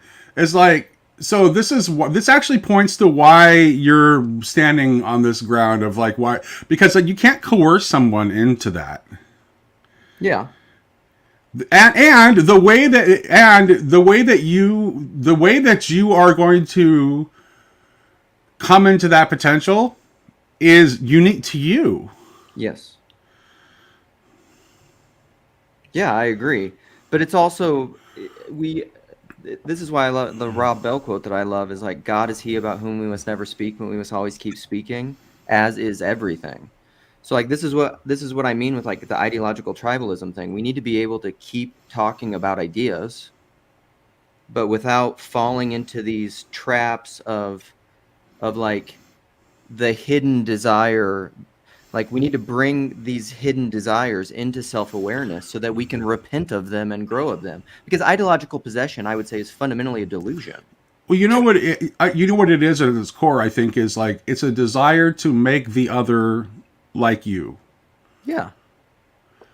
As opposed to allowing the other to be who they are. I love you, T. Grog.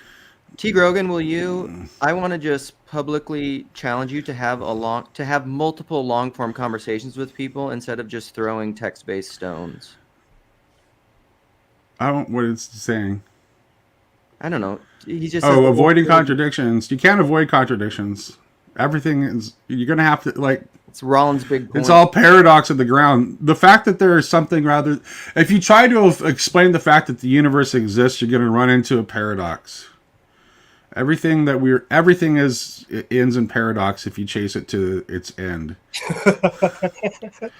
Flip business out to trigger you, Luke.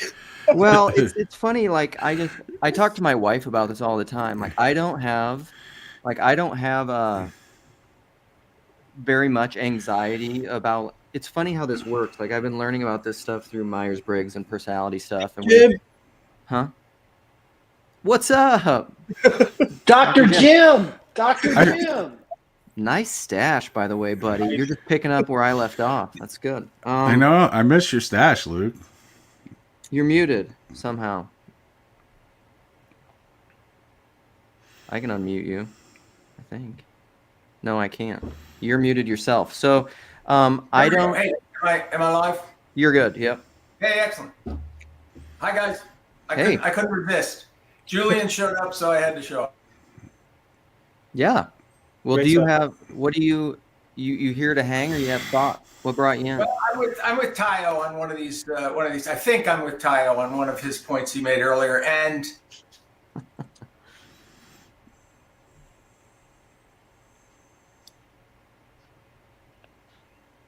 Uh-oh, he froze. No, that's enough. He's with Tayo. That's end it there. I'm with Tayo too. I'm with Tayo. I'm with Andrew. And here's the point I wanted to make, and that is that we, Luke, relational ontology. Ultimately, the deepest relation for me is the relation of dependence, and we all have to see ourselves both as dependent and with people who are potentially dependent on us in their relation to us. So as we speak, as we interact, we're influencing people. I think that was one of the things that Tayo was trying to say. And it could very well be the case that there are moments where dogmatic propositions are the right thing because the person you're with,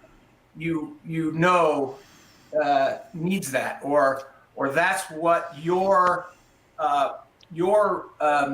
relation to them and your recognition that they are dependent on you in some way is requiring.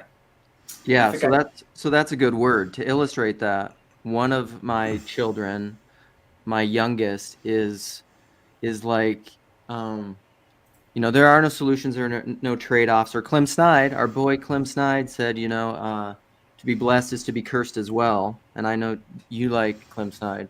So my youngest is very much a rule follower and a perfectionist, just like follow the rules. And very often she will come to me and ask me questions about like, what should I do here? Or what, whatever. And you guys know me. And so like, I'll spout off some Lukean ridiculous nonsense. And she's like, so what should I do? And I'm just like, because what I'm trying to do is I'm trying to do the thing that I'm always trying to do with people, which is like practice your own discernment, practice your own integrity. Like, I don't want to tell you what to do. Like, I can't tell you what to do. But she's like, what do I do? I mean, I think that, like, that's the hard part, is like almost coming to the place where you're like, okay, this is the bridge that gets people across the water. They have to have they have to have a view to see.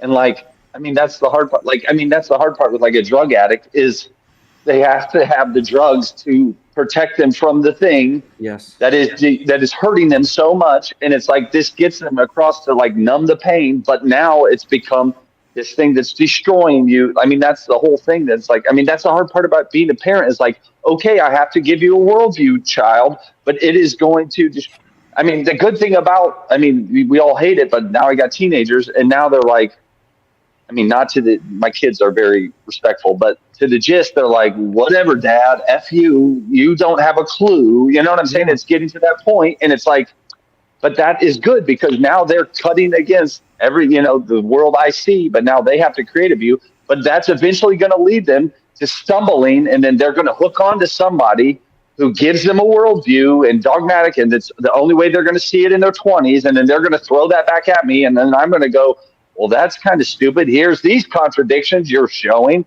And I mean, that's like, here we go, T-Grog. Like, the thing T-Grog coming in here is like, man, I've gone down that whole scientific deconstruction. I've taken this apart and I've rebuilt it back up. And yes, I know it's lacking a lot of, biological and physicists.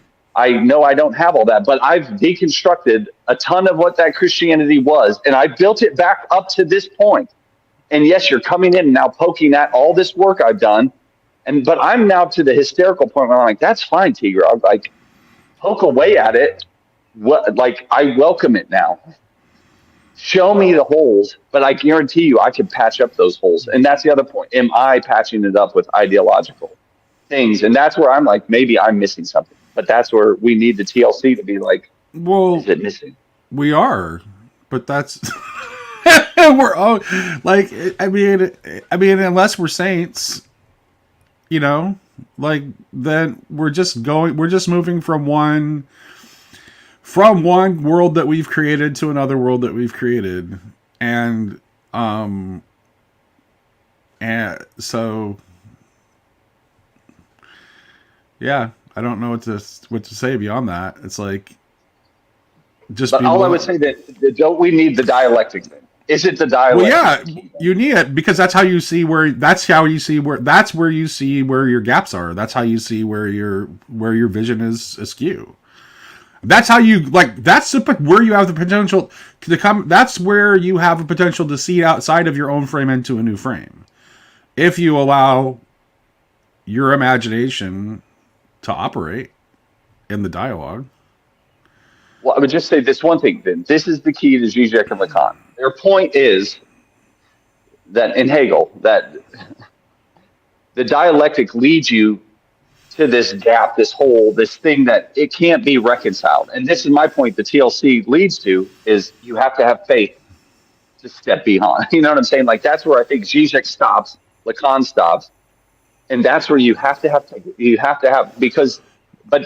this ability to shift these views back and forth. Faith is the only thing that actually allows you to operate beyond frames at all.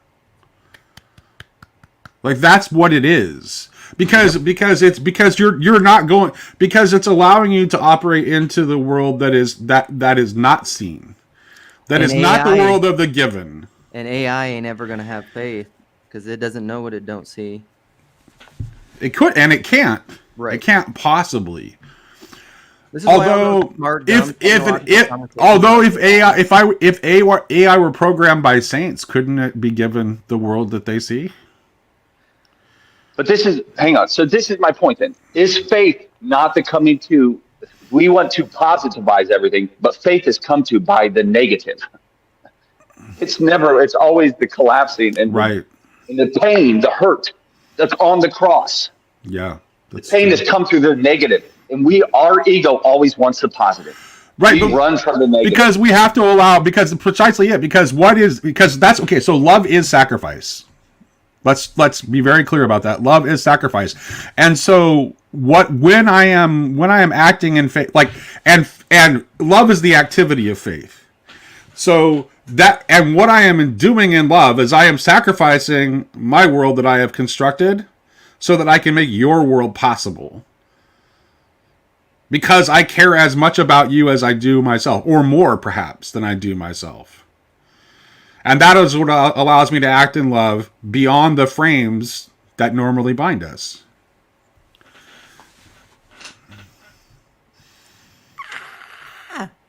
That's good. Yeah. Can I make a point about a spiritual point about the ideological possession? I think the possession part is very important, because spiritually speaking, if you remove something, good or bad, that void is going to call something else to fill that void. There is the unclean spirit example that you exorcise one, and then if the place remains empty, 7 words are going to fill up the space that has been vacuumed. And just to tide up the things, a coping mechanism is an attempt to fill that space, for instance, that a trauma or an addiction has created. So you have a coping mechanism to fill that void. And ideology are principalities. At least this is what I think. And by principality, I mean spiritual beings that have a higher order of influence compared to other, let's say, demons or unclean spirits that affect just a single person. You have things that affect wide nations, across nations. So those are influence on mass of people. And when we have like a dialogical approach, pedagogical approach, and all kind of philosophical technique that allow us to, first of all, to recognize when there is an ideology that is possessing a person to a certain degree, or even a nation. You can recognize that. You have a psychological and philosophical approach that will lead you, or contemplative approach that will lead you to get rid of that conviction that has become a master in someone's life. But then the problem is still there in modernity. What thing is going to take the place? What is going to refill that void that has been created when you get rid of the ideology?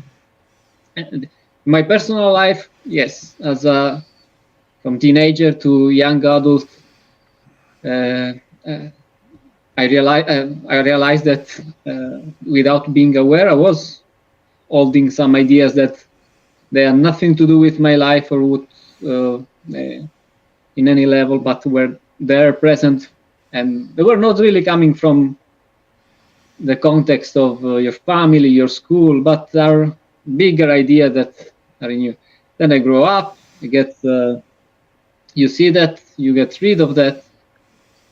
But in my case, it was Christ that felt that void. I don't know if we do in this space a lot of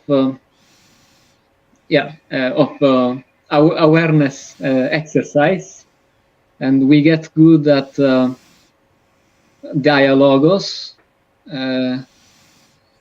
even to the point that PVK called Peterson an unauthorized exorcist.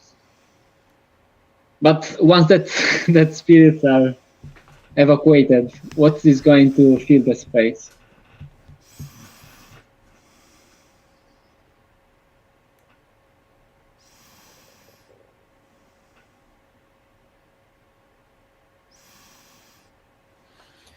So I was gone for some of that. What's the main question? What's going to heal this space from being from having our?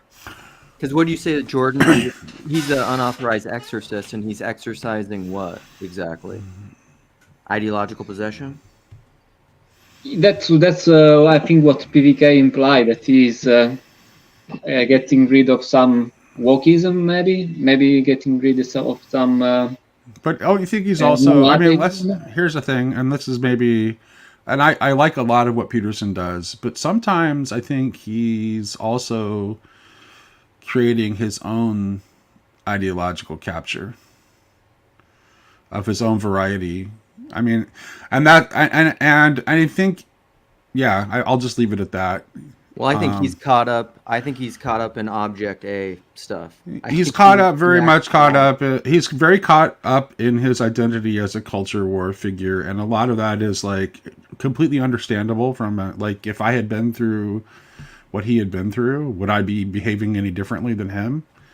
Probably not. Well, not what our good buddy Kelly or Rivet says. Is if you had every constraint on yourself that someone else has, you would be them, and you would be doing the exact same thing. But what do you think about that? All ideologies are principalities. Some are worse than others, of course. Yeah, that's true. But they are all principalities. What do you think? No, I think that's right. I think, and actually, Tomberg actually like draws the distinction between like, you know, principalities that are associated with like the hierarchies of evil and egregores. And actually, from Tomberg's point of view, like the egregores that are actually generated by us are actually worse because they're not bound by the covenants that limit the actions of the principalities of evil. So they or the concords, so they can do worse things. So yeah. Well, I think that's spot on, the ideology. But I think that also the point is like, this is what, like, I think the subject is this thing we can't reconcile. It is this thing that is this black hole of desire that we can't map. Like, I think that's the other part. Like, AI can't map this. I think all of the principalities and powers are trying to map this and control it, but it's just whatever way it goes the opposite way and causes problems. But that's just throwing it out there.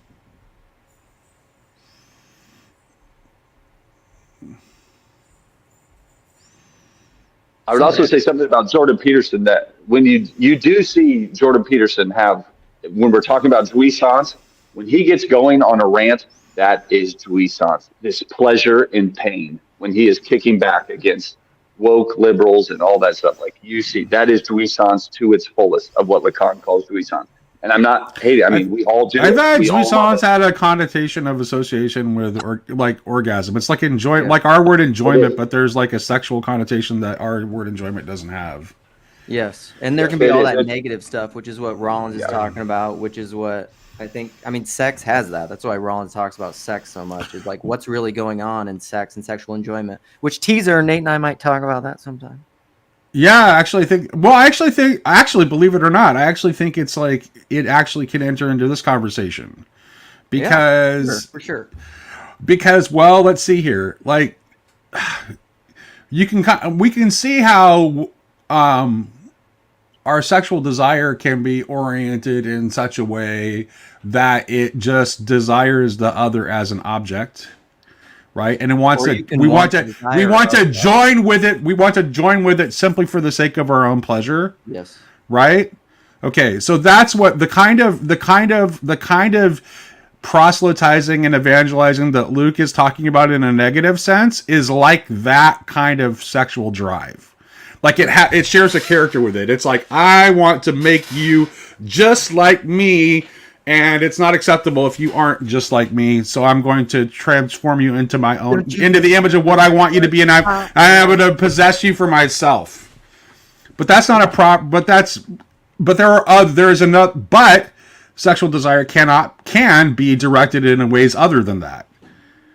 Like, it can actually be oriented toward bringing two worlds together.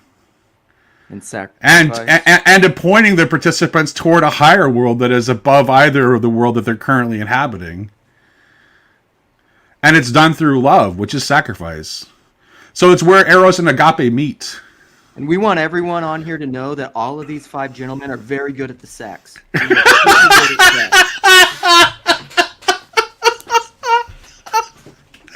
let's make that clear. And Phoebus, if you say anything about this, I will find you. Oh my goodness. Oh, Luke, God bless you.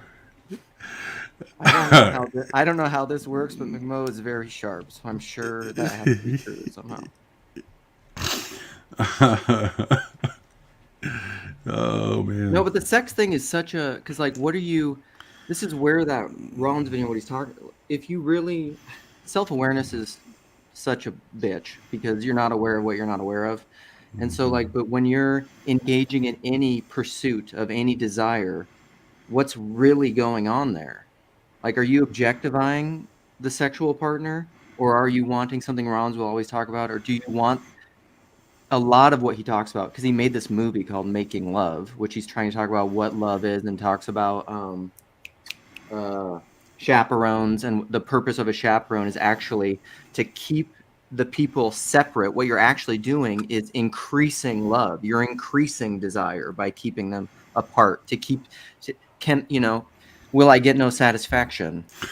Well, that's why I'm resistant to this idea that the telos of sexual behavior is procreation, and that's the full story, because that's just that is so functional, so pragmatic, so ultimately robotic and inhuman at the end of the day.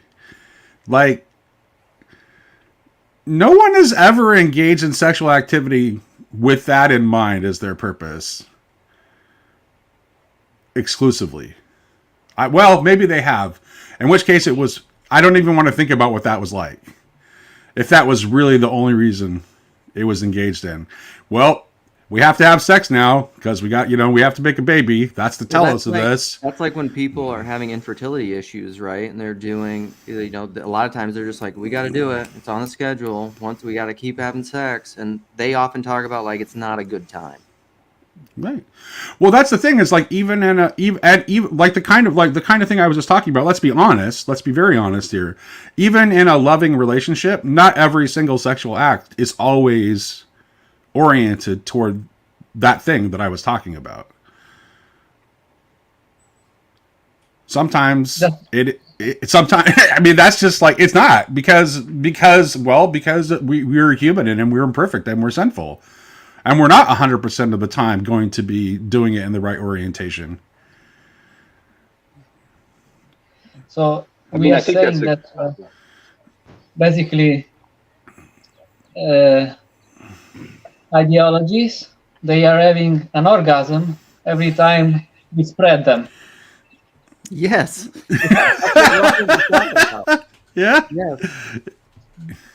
Hey, I got a question about this sex stuff. Well, you know how when Peterson was Chad, talking I'll about... explain it to you later, okay? Will you draw me a picture? I only like pictures. You know how when Peterson talked about how we talked about dominance hierarchies and dominance, and how that language was influenced by Marxist whatever, and that's how, and then that language started to actually shape how the frame of how we would approach that lens, that scientific lens. Okay, so my question is, when Freud came out and he talked about pleasure, or all a man's problems can be rooted to pleasure or sex, did that in fact eventually come to shape the world that we live in and how we think about people's motivations in general? Not just that, but just not only did it shape how we think about things, but did it kind of infect our whole, let's say, all 4 P's of knowing?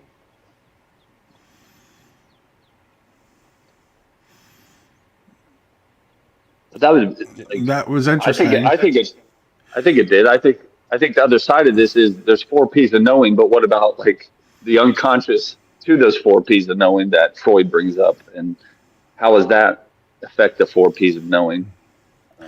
Well, participation, flow state, ecstasy all point toward precisely what I was talking about, is that when we get it right, that's when, I mean, that's not every sexual act achieves that state, but that's what it's oriented toward. That's what its actual true higher telos is. That's what its actual telos is. It is a foretaste of union with God.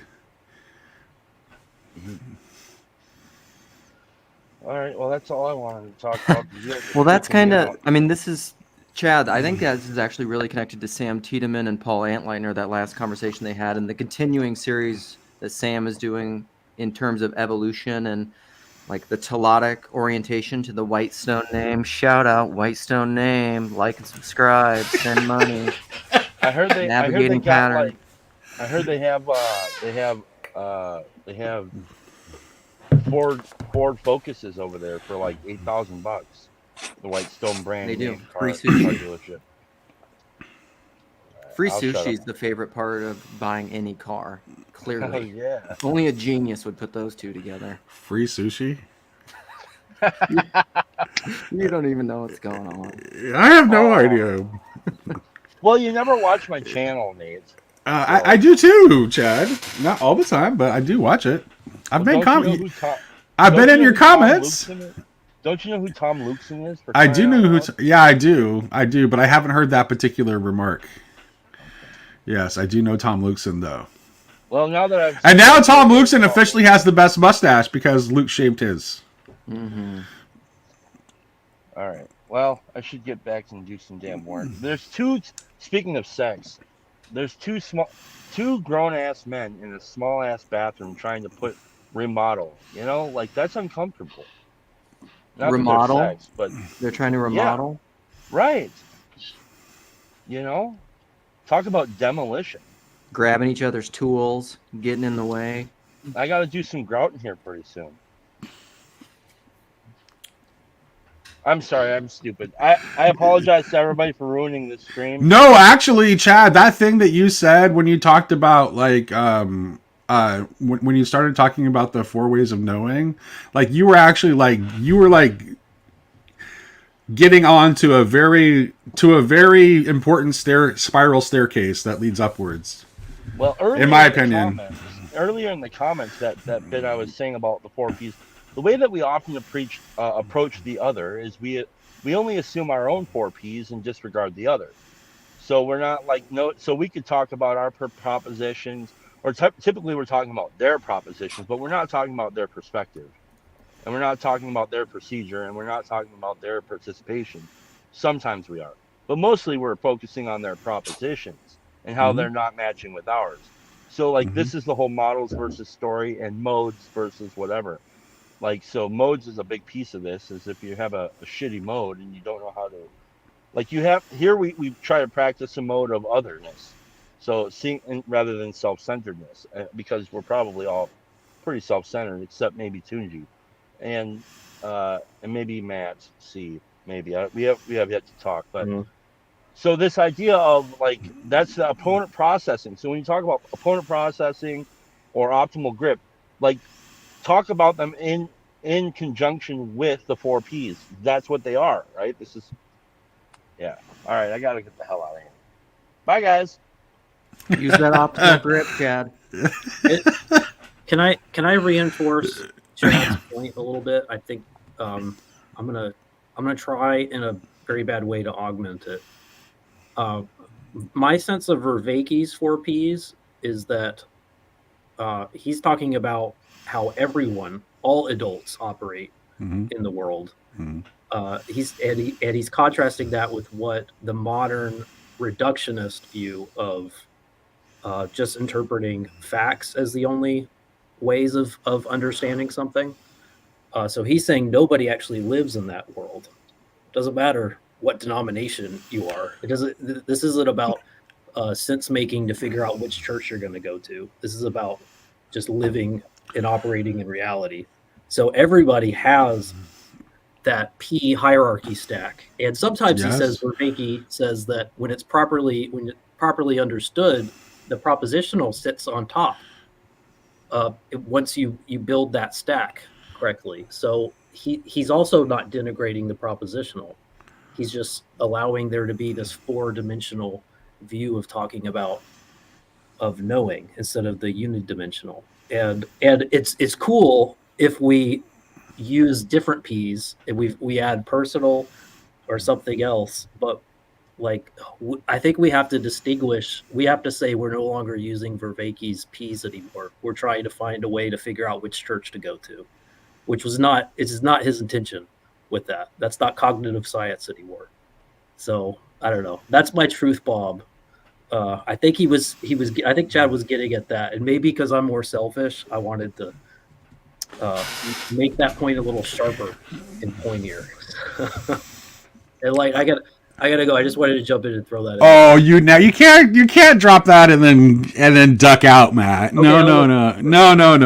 Okay, so I want to push back on the propositional being at the top. When I was tracking with you 100% with everything you said until you said that piece about the propositional being on the top, because the propositional is that's the layer where I can guarantee you everybody is wrong. Yeah. Everybody is wrong, and here's why. Because the propositional is our layer of explanation of everything else. Yeah. That's how we explain all the other ways we know. That's how we talk about what we know to other people, is through that layer. So on the one hand, it's at the top because it's necessary for communication, right? Because you can't really have direct access to my perspective. You can't have direct access. Well, procedure, I suppose, can be shared to a certain extent, but participation and perspective, you have no access. The only way for me to talk about how I participate or what my perspective is to give it to you with propositions. But here's the thing, because particularly participation connects directly to the ground, right? Directly to the ground of our being, we can't ever adequately capture it in our propositions. So everybody's propositions about that are going to be wrong. Now, some may have more use than others. Some may which ties back to dogmas, right? So really what dogma originally means is Greek is something like signpost. And so some signposts are better than other signposts. Some signposts might actually end up making you get quite lost. So we can, in fact, but ultimately, nobody's signposts are actually the thing itself. Yeah. Does that? I don't think you're not departing in any way from Vervaeke in that respect. I know I'm not. That's why I just wanted to talk about like the way in which. Yeah. The way in which it's on top of the stack is not highest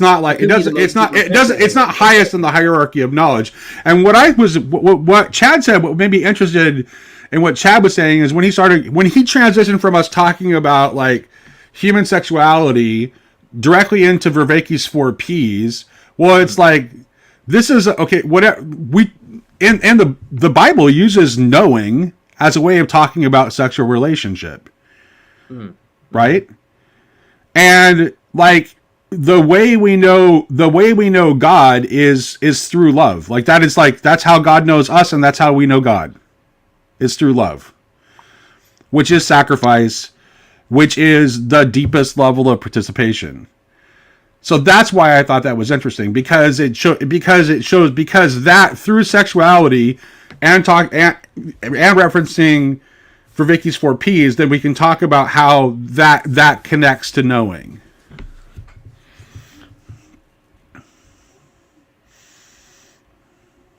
I lost everyone.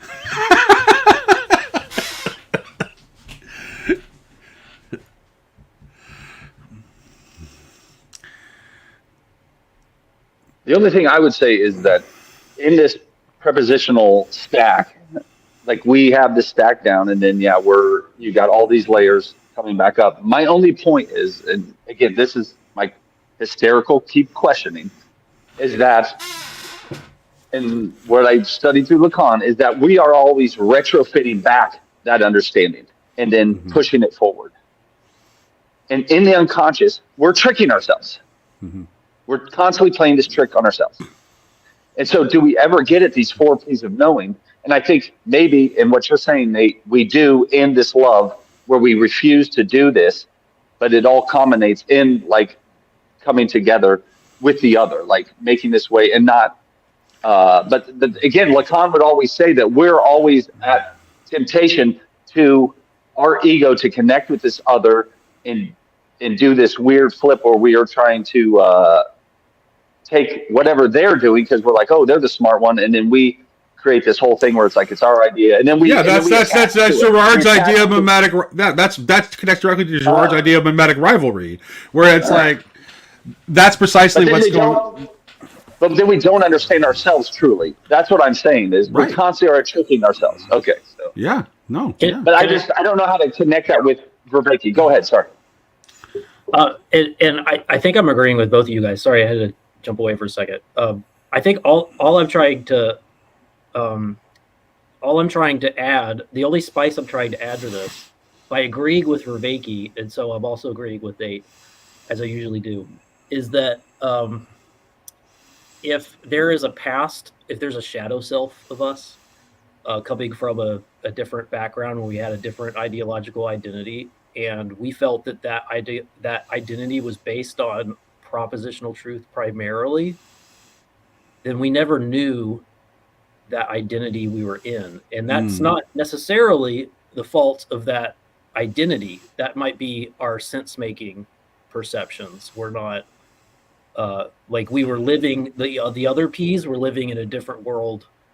I wouldn't necessarily blame, in a way, it's still kind of assenting to this propositional truth sense-making thing to say it's the proposition's fault that I was just looking at propositions instead of saying maybe I didn't understand it on the other levels. Right, the propositions that you were holding were a result of the way that you were seeing the world, which was a result of all these other layers of knowing that you have.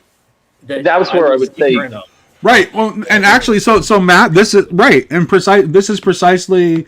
Well, this is where like this just shows what the importance of the idea of repentance or metanoia. Like that's like because like if that's how we get out of that. That's how we get out of that trap. Yep. It's not just in churches. Andrew, you're muted. Sorry. I would just say that isn't that showing that our prepositions and like when we get stuck in that trap is our consciousness is kind of stupid. Like it keeps tricking us to just attach to this ego thing that we're like, yep, this is just my way of seeing it and going. And like that's the fact of the matter where our algorithms and AI, it's just generating that on superpower. And now it's like this thing is going to like it just keeps feeding us back to us this stupid consciousness that we're like, what in the world's going on here? Well, yeah, and that actually, I'm glad you brought it back to the ego thing because like the I that we are continually trying to remake others into the image of and relate to others in accordance with isn't really who we are. Wow.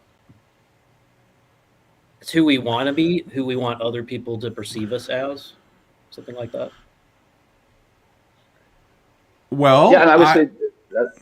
Go ahead. I would just say, yeah, exactly. Like we want our ego, so we keep projecting onto them. I mean, this is what in psychoanalysis, this is what we do to the analyst is we project onto them. You're supposed to know, so we try to trick them in all the ways to play their game and get their prepositions, and then we can do it. But the psychoanalyst goes, "Oh, I know what you're doing. Your unconscious is tricking you," and I will do like Lacan says. You have to listen with a third ear, and you have to be able to question that. Right then, they go, you're playing the game. And in that one question causes them to go, oh, the whole world collapses. And constantly doing that, you get them to create a new world, a new way of seeing and going about it. Right, and I think we have to, I mean, honestly, and like until I mean, that's what we have to do until we're actually able to live into the creation or the kingdom, the world to come, however you want to conceptualize it. Until you're able to see that world, which only saints can do, then you need to you need continual repentance. You need continual metanoia. You need to continually be deconstructing those worlds and moving up into higher and better versions. Which is also, by the way, another reason the propositions matter. Because the propositions are signposts toward higher worlds we might inhabit.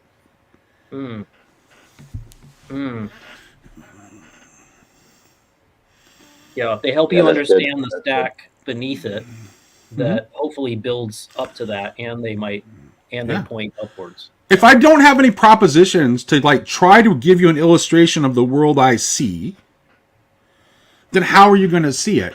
But here's the thing. It's like, what's wrong is for me to try to coerce you. I just have to show you, I have to give you the signposts and point you in the direction, and you either see it or you don't see it. The minute I try to enforce my will and try to force you onto the path and shove those down your throat and demand that you accept them, then something's gone terribly wrong. And what I'm doing is satanic, and that's not spreading the gospel. And that way you are like, you give the master then frees them. The master doesn't say, this is the road you're taking. The master then is giving you this free road that you have to walk, because the masters walk that road too. You know what I'm saying? Like, I mean, that is true freedom, right? This is what we're talking about, getting to freedom, this free place. But also the master can go, I see all those signposts back there. Now you can see all that I've gone through, and now you can like push you forward where I couldn't go before. I'm stopped here. This is as far as I can go, but you can take it further now. Well, and what Jesus says, what? He says, I am the way. And then ultimately, the mystery of Christ is what? It's Christ in us. So how do we show others the way? We show it through what we do, how we are in the world, how we act toward them. Like the only face of, like, since the ascension, the only face of Christ that it's possible for anyone to see is the one that you are able to show to them through your behavior. And as much as your behavior fails to live up to that, then you need to be continually repent and continually undergo metanoia until you actually do get there, which only saints do. Yeah. Yeah, that's really well said. Yeah. Nate, I hope you can see, like, the only thing I was trying to do was add a little bit of color to the spectrum. Oh yeah, no, I thought what you were saying was super useful. Yeah, super useful. And for me to think about it, yeah. And I just wanted to point it. I wanted to give you a signpost that pointed it in a different direction. Notice how I wasn't coercive and I wasn't combative about it. I'm just like, hey, look at this. What do you think about this? This is another way of looking at it. That's it. And I just trusted that if it was, here's the thing. I trusted that here's the thing. You have to trust that when you're speaking truth, that authority will be obvious and present itself. And the best way to be in contact with truth is to not think that belongs to you. That is something that does not belong to you, that you see and you're trying to participate in, and that you're pointing others toward. Yeah, that you're not the only one participating in that currently, even. So no, you can find out how that participation gets. Well, and also we can't get hung up on the language that we use to express it, because Matt, you were talking about how much I sounded like John Vervaeke, and it's like, yeah, I do sound like a lot like John Vervaeke, and it's like sound like him. That's why I'm trying. And as far as I can tell, what Vervaeke sees and what I see is the same reality, but he talks about it in different language than I do. Mm-hmm. Do I need to insist that Vervaeke use the same language to talk about that reality that I do, or is it enough that that I can see that he sees the same reality, even though the words he uses to talk about are different words than the words I use? Yeah, Yeah, well, that's why, like, when Luke will say something like he's got the 4 Ps and he's adding a 5th P, I think that's really interesting because now he's saying we're like maybe I can get at it with whole new language. If you add a 5th P, it's a whole new, it's Is he talking about adding a 5th P? Personalist on top of it. Oh, that's the one I actually said that you needed. You oh my God! If you go back and look at the very first comments that I made in PVK's videos where he was talking about Vervaeke, that is precisely what I said was his missing P.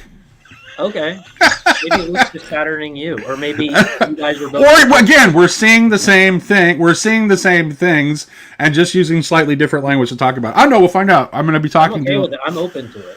I'm talking to him again later this month. So. Oh, beautiful. Yeah. I would just say that personalist is welcome, Mark. Like the end. I would just quick. Sorry, the personalist is the thing that I think psychoanalysts you're trying to get to the end of.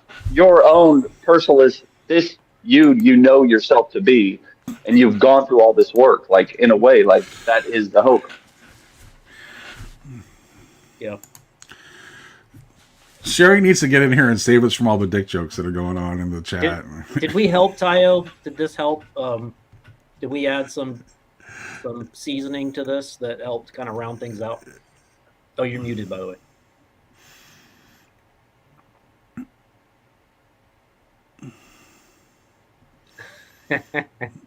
But take that as a yes. Oh no! I'm gonna leave. I can't wait. Yeah, you were trying to get out of here a while ago, and I wouldn't let you. See you guys. No, he's left. Yes. You wanted to talk to Matt? Actually, no, I did because he asked the question. But I actually came back on mainly just to say, Nate, thank you for all of this channel. I was listening into the Saturday Poetry, and I'm just like, how is this free? How is all of this? Just, yeah, I'm grateful to God for you. And I know I come on Luke's stream and just give him a hard time, but that's probably only because I mostly agree with Luke, and he's just a little bit unlike me, so it triggers me more. Sure. But this channel is amazing. What you, Sherry, Luke, and everyone's doing it is truly a blessing to everyone. So thank you. Thank you. Thank you. Mark, what'd you want to say? Hi, Kyle. Hi. Let's see. Do you want to talk about sex, or do you want to talk about faith? Whatever you want to talk about. Well, no, there was just a couple of those. I mean, it seems like we're at the end of this thing, so maybe let's let it go. I was just when you're talking about, restate what you said about Christ is that you have a view that Christ is all in all, and that I'm trying to understand I guess your universalism from a Christian point of view. Mm-hmm. And when we have, like, in the context of TLC with our we have, say specifically, we have people like outside of the Christian faith who I wonder if in our universalism we aren't threatening to essentially erase their identity, if you understand what I'm asking. Right. That if you say Christ is it's the universal Christ, Richard Rohr. No, Mark, that is I'm glad you asked me that, because I'm actually getting ready to talk to Hezi this later this evening. Hezi and I are going to talk, and we're actually going to talk about we're talking about a Robert Jensen essay called Toward a Christian Theology of Israel. And so that's kind of precisely what we're going to talk about, is how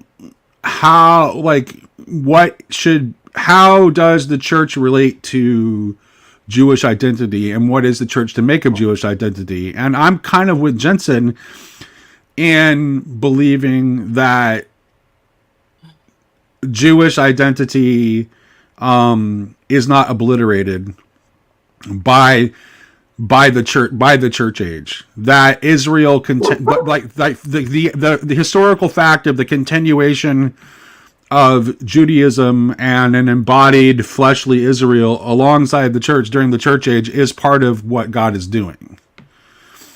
And I would say that once you step into that logic, you can kind of start seeing yeah, so I'll just leave it at that. I've been captured by Zionism. Yes, I am a Zionist. Yeah. Well, it seems to me that you have this vision at the end of Revelation, where all the nations are gathered within the kingdom. Sorry, my dog is barking because I think Amazon is delivering. But this vision of a multitude of nations are gathered into the new heaven and new earth, and it's not clear.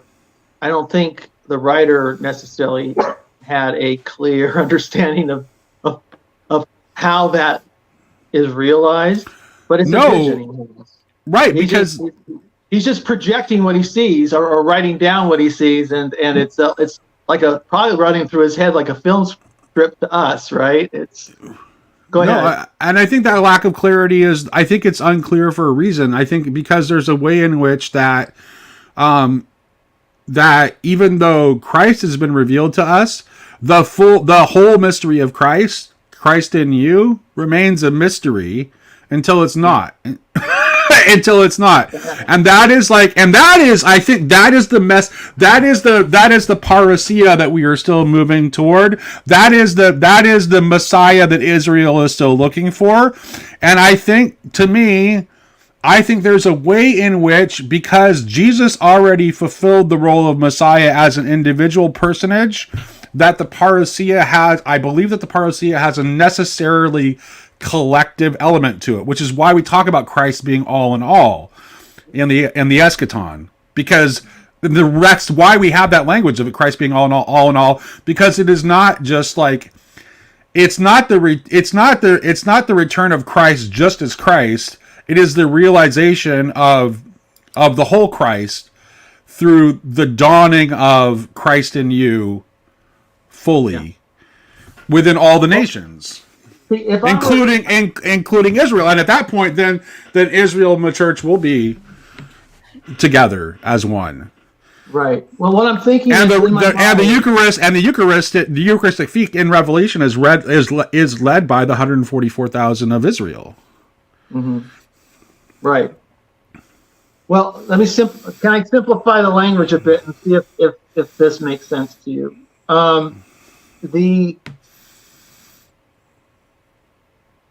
I'm almost tempted to say that we Christians are the junior partner in this enterprise. Yep. That in Paul's language, and Paul says, you are grafted into Israel by faith. Right. And be careful, because you can be cut off for lack of faith. He actually is very explicit about this. That the way you enter is also the way you can end up alienated from the work of God. And I think this really resonated with me recently when Hezi made the statement, God's promises are irrevocable, which is, and it's absolutely true, and the scripture supports that entirely. So he is not wrong. And so that being the case, I don't see how we Christians aren't the junior partner in this. And right. And then one more thought is what elevates Christians or Christ in the world is very much like Jesus's parable about when you're invited to a wedding banquet, take the lowest seat, sit at the kids' table, and wait for the host to recognize your merit and bring you forward and give you a higher place. And I wonder if, as Christians, we're so obsessed with, we think we're right, we've got the right view, we've got the right theology, we've got the map to salvation, but in fact, that's not what we're called to do or be. We're called to take that low seat and wait and be Christ incarnate in the world, embodied, and then through our goodness and in faith, be elevated both by God and by the community around us into prominence. And not only that, when we've gone wrong in a way where we've moved away from being embodied toward focusing too much on the transcendental aspect of divinity. And like, that's been precisely how we've gone wrong. Like by becoming too abstract, too disembodied, too focused on the transcendental. And that's what I think that's like, and I think that like being in dialogue with our older sibling, or actually Tomberg actually invokes the commandment to honor thy father and thy mother when he talks about how Christians should view Judaism. And like, yeah, like we need, like, they're a good reminder of that. I also, one of the other things I say is like Jews need to keep reminding us, where's the kingdom? Because we need to be reminded that whatever this entire church age is in fact like a detour, and the eschaton has not arrived. And we're moving, and both Israels are moving toward that realization together in history, and have different roles to play.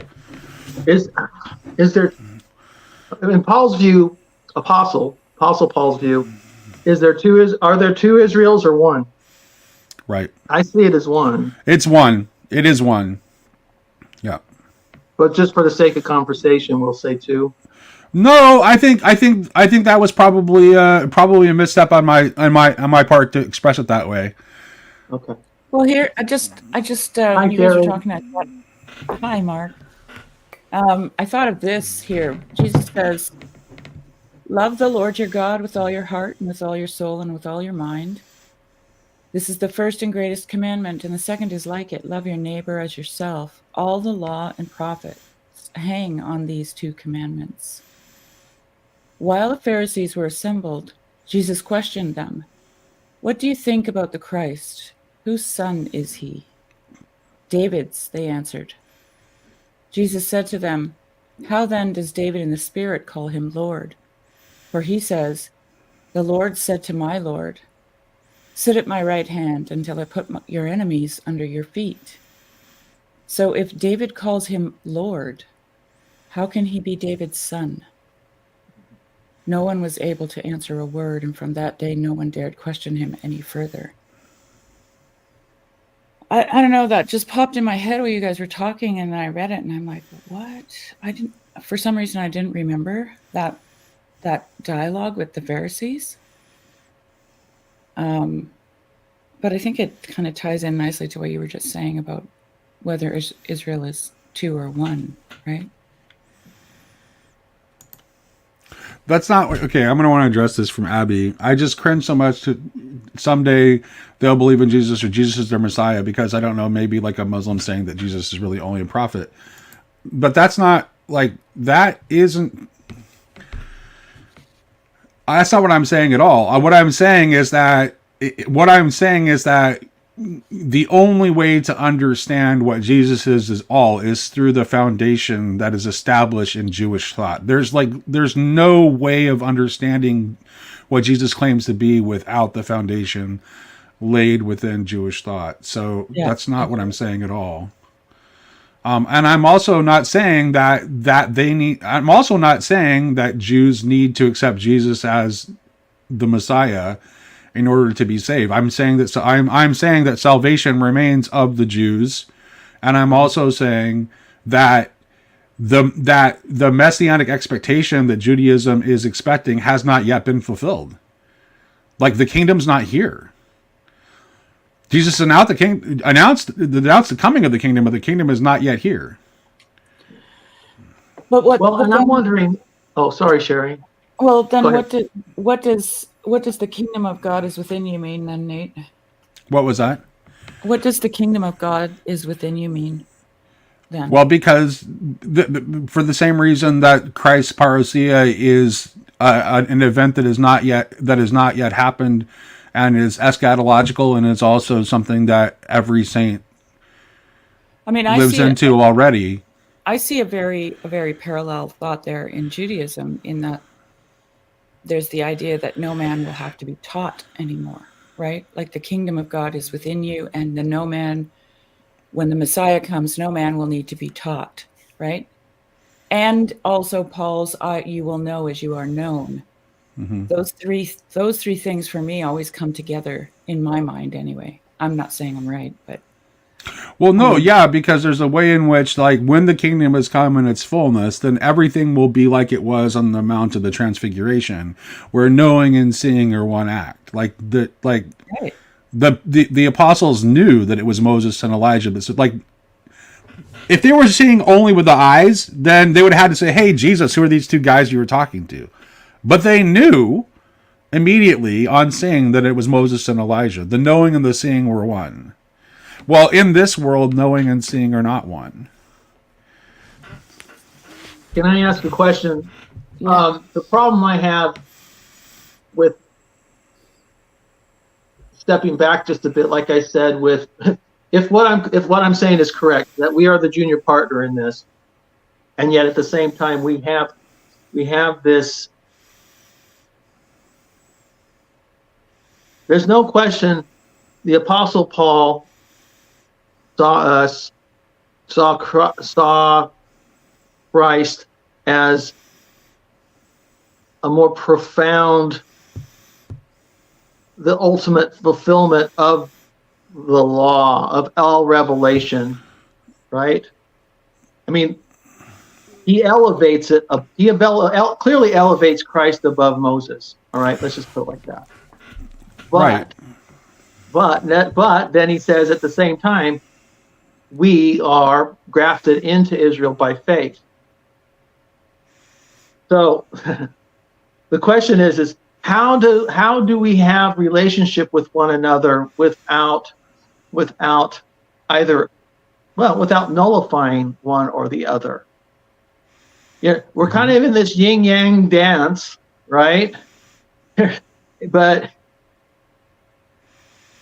and maybe there's no squaring that circle except in eternity. I don't know, but I never want to go to someone like it's really tricky. Think about it. You say, okay, here, if we radiate Christ so brilliantly, someone like Hezi comes along and says, I'm ready to join. But the problem is everything, if he sees, hold on a second, everything he's been taught heretofore says joining will nullify your standing in Israel or within your community. Yeah. I don't want either. I mean, I was like, here I am. I'm Sam the evangelist. I'm going to baptize this person. What am I? I feel almost like I'm betraying God. Either way. Mm-hmm. Yeah, well, that's right. And so here's the thing: it's like this is one of the things that we get really confused about. Like, I think even as Christians, is like for example, it's like, you know, my mom like sent me a really sweet message on my birthday, and I said, "Hey, Mom, I love you. You're the best." And she's like, "No, I'm not the best. Christ is." And it's like, we can't, like, as long as we see our identity in Christ and our love of Christ is in competition with other identities and other loves, we're getting something wrong. So what needs to happen, I don't know how it's going to happen, but I can actually kind of see the outlines of it happening right now. It's like we have to get to the point where it's like identity in Christ is not seen as being in competition with Jewish identity. Yeah, that's good. That's good, Nate. And I don't think it is. Well, I don't think it is. I really don't believe that it is. And I think when St. Paul says that in Christ there is neither Jew nor Greek, slave nor free, he's not talking about obliterating those identities. What he's suggesting is that in Christ, those identities don't matter, because being in Christ is to be in unity.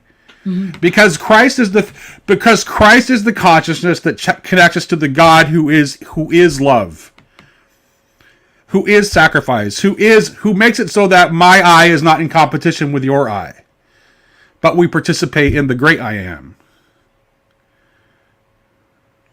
So okay, but then flip it around. How do I maintain my identity in Christ, say within Hezzy's Noahide vision? Is that necessary? It seems to me that these things. Yeah, so the Noahide, that's one of the things we're going to talk about. There's some tension for me for the Noahide thing because it's like, you know, it's like, hey, there's already a pathway for Gentiles. It's like, yeah. And there's something about the Noahide thing is like kind of like, it doesn't seem very Jewish. It seems like it's a historical development that seems to be in a response to Christianity, and I understand the reasons for it. And in a lot of ways, it's like karmically warranted, and I totally get it. And I totally get it. It's karmically warranted, but I hope that I would really hope that we would stop trying to proselytize each other. What if we're not even trying? What if we're not even trying? We're not even trying. But people are still attracted. Like, look at how people just wander into the TLC. It's not nobody's out there saying, come to the TLC. I mean, very few anyways. Right. Wander in. Yeah, just like show a more beautiful vision. Yeah. I'm in favor of that kind of. But I do draw a distinction between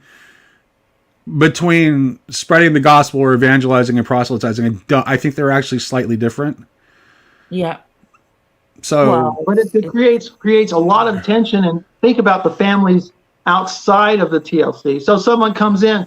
I can imagine some people coming from, say, very fundamentalist families, coming into the TLC with all of our wacky views and Jordan Peterson and everything else. And I can imagine that creating if they really take some of this to heart, then take it back home. I can see some pretty rough things. Oh, for sure. Oh, I don't have to go very far. It's like there's some my mom follows the channel to a certain extent, and I love my mom, but there's a certain extent she doesn't understand everything I do. She thinks estuary is a terrible idea. She thinks it's a terrible idea. So. Well, I don't understand your whole tarot thing at all. So one of these days I'll have to try to figure it out. Hezzy, I believe that I am misunderstanding and that you are not trying to proselytize. I actually believe that. I've actually, as I'm making I think I make the critique as more of an invitation to talk about it. So, yeah.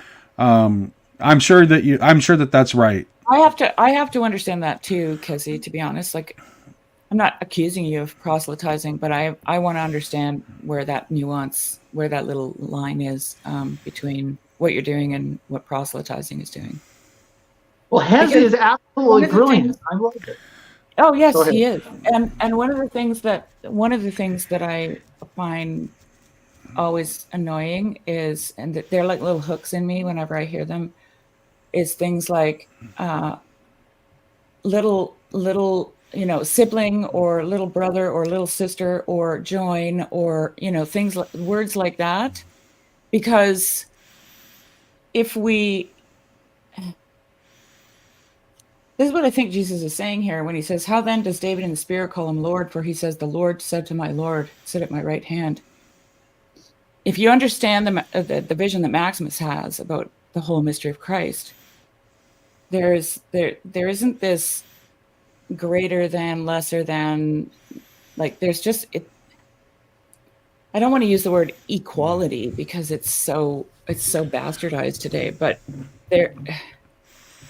we are one. Yes. Well, and Sherry, okay, the whole idea of encountering God face to face, it's automatically implies equality.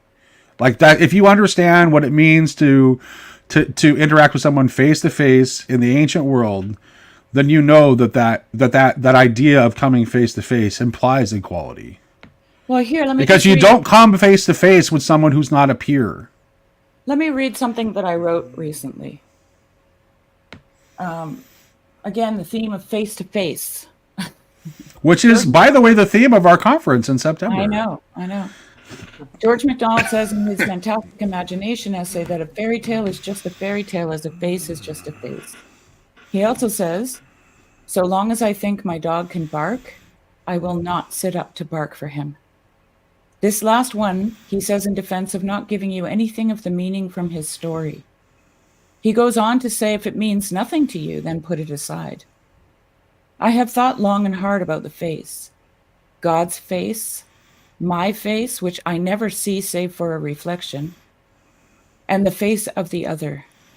If I take Harding seriously, they are all the same face. If I take George seriously, I will never know anything but subjective meaning. I think they are both right. It is in the face of the other that I see myself and come to know myself. And the same is true for them. And for all of us, we are staring at the image of God. And image is how we see and speak. We are created out of and into the imagination of God. Images people are subconscious, and from there we derive our language. And in speech we convey those very subconscious images to our friend. And when he receives them truly, he has entered our consciousness, and we have become one in God's imagination. I'm not sure what I'm trying to convey. I'm simply sharing connections that pop into my head as I read. I can say definitively, though, that we are clueless about what it means to be face to face. MacDonald would then add, as you call it, one of my favorite reoccurring phrases of his. He is gentle and loving and kind in telling us that we can only name what we think we see. Perhaps one day we will know as we are known.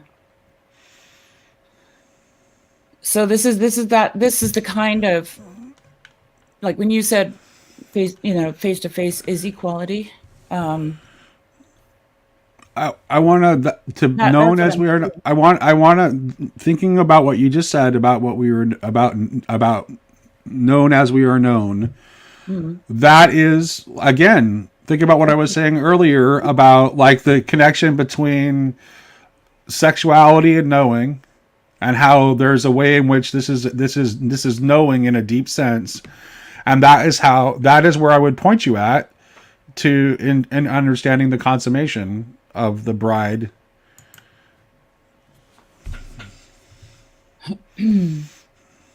Thank you for sharing that, Terry. I'm less certain than you are, Nate, on this whole equality with God thing. If there is equality with God to be had for us, it is through Christ, but not through Christ as particles, as individuals, but only through our complete, full integration into Christ, where I am no more, but it is He who lives in me. And so, but absolutely, this is also through. You can't. No ego. No ego can be in Christ at all, because that's not the kind of. Because the ego is not. The ego is not. The ego is not the kind of self which can be united to Christ.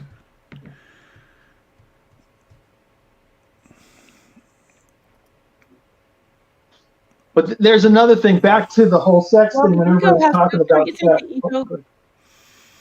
Go ahead, Sherry. Go ahead, Mark. No, I just wonder, there's another little pet peeve, when people talk about the ego, and they're bashing the ego, but I mean, without the ego, we just die. We shrivel up and die. Mm-hmm. Like the ego has to just grow up, like the ego, that's the whole process of what being human is a recognition of I am that. Yeah. Yeah, and also, like my sister was saying yesterday, she said, now I'm starting to understand now why because she lives with First Nations people, why the elders are so quiet. They're just quiet. They listen to all the whirlwind of dialogue. They listen to the storm of drama, and they see nothing. Because they know that there has to be this deconstruction of the ego, right? It's not destroyed. The deconstruction, well, it's actually not even a deconstruction. It's a construction of the ego, because it comes out very juvenile, very immature, and very me and I centered. And then it has to go through this process where, you can very easily just watch somebody making all the wrong decisions and know that they're going to be okay in the end. Like, there's something about that, right? And I think that the elders know. Well, but that's like the thing. It's like it's Tom Berg has that line about how like the ultimate. So obviously Barfield has this thing about like imagination being a truth-bearing property, which he gets through Coleridge, and MacDonald is obviously big on this idea too. But I think Tom Berg is really good in drawing it to a very fine point. And that what the reason this is so is that the imagination is the property through which I can become the other. And I begin to see that extension of who I am that is beyond the character that I play in my head that we call the ego. So it's and here's the thing. We have to see that like that thing is not in competition, but connected to everything else. Well, like Harding does such a great job of like scientifically and physically illustrating the fact that we do not see our head unless we have a mirror or a camera or whatever, right? We can't, it's the only part of our body that we point at it and we don't see it, right? We only see our finger. We don't see the thing we're pointing at, but everything else we point at, we see the thing we're pointing at. And so, in his massive tome that I'm going through at the moment, he's making this very, snail-like crawl towards this idea that we only know who we are in the face of the other. We're only reflected in the face of the other. And it's how we come to know as we are known, right? It's in that relationship. And that because we're headless, he would say, we're actually from here up, we're in heaven. It's infinity. It's eternal, however you want to put it, right? And George MacDonald would call that the imagination, because within the imagination, there's nothing that we can't do. Like, it's limitless. It has no boundaries, right? But MacDonald would also warn against fancy, which I think is just that very juvenile version of the ego, right? Where we fancy things and we make up, silly things into what we want rather than seeing what it is. So it's actually an inversion of imagination. Exactly. Imagination is the property by which we see a thing as it is. Yes. By beholding it and allowing it to present itself, whereas fancy is how the way in which we create things in accordance with our whims, as we want them to be. Our graspiness. Yeah. So fancy is contaminated by desire in a way in which imagination proper is not. Yeah, but fancy desire, let's say on this side of the equation, needs to grow up into imagination and eros, right? That's what it's growing up into, I think. To a transformed I don't want to eros. sound too dogmatic. I get really excited about these things, and then I think I sound like I. Well, because eros needs to be like eros when it's in its like non-transformed form. It consumes the it consumes the object, but there's a way in which like God is agape, but also eros, because God is also the beauty that is the beauty in which all beautiful things participate. So God is also eros. And so eros needs to be transformed into the fire of the burning bush that burns but is not consumed. Right. And that's, I think, like I had this dream one time where I had this musical refrain going through my head, and the lyrics that went with it were there's a burning heart at the heart of everything. Mm-hmm.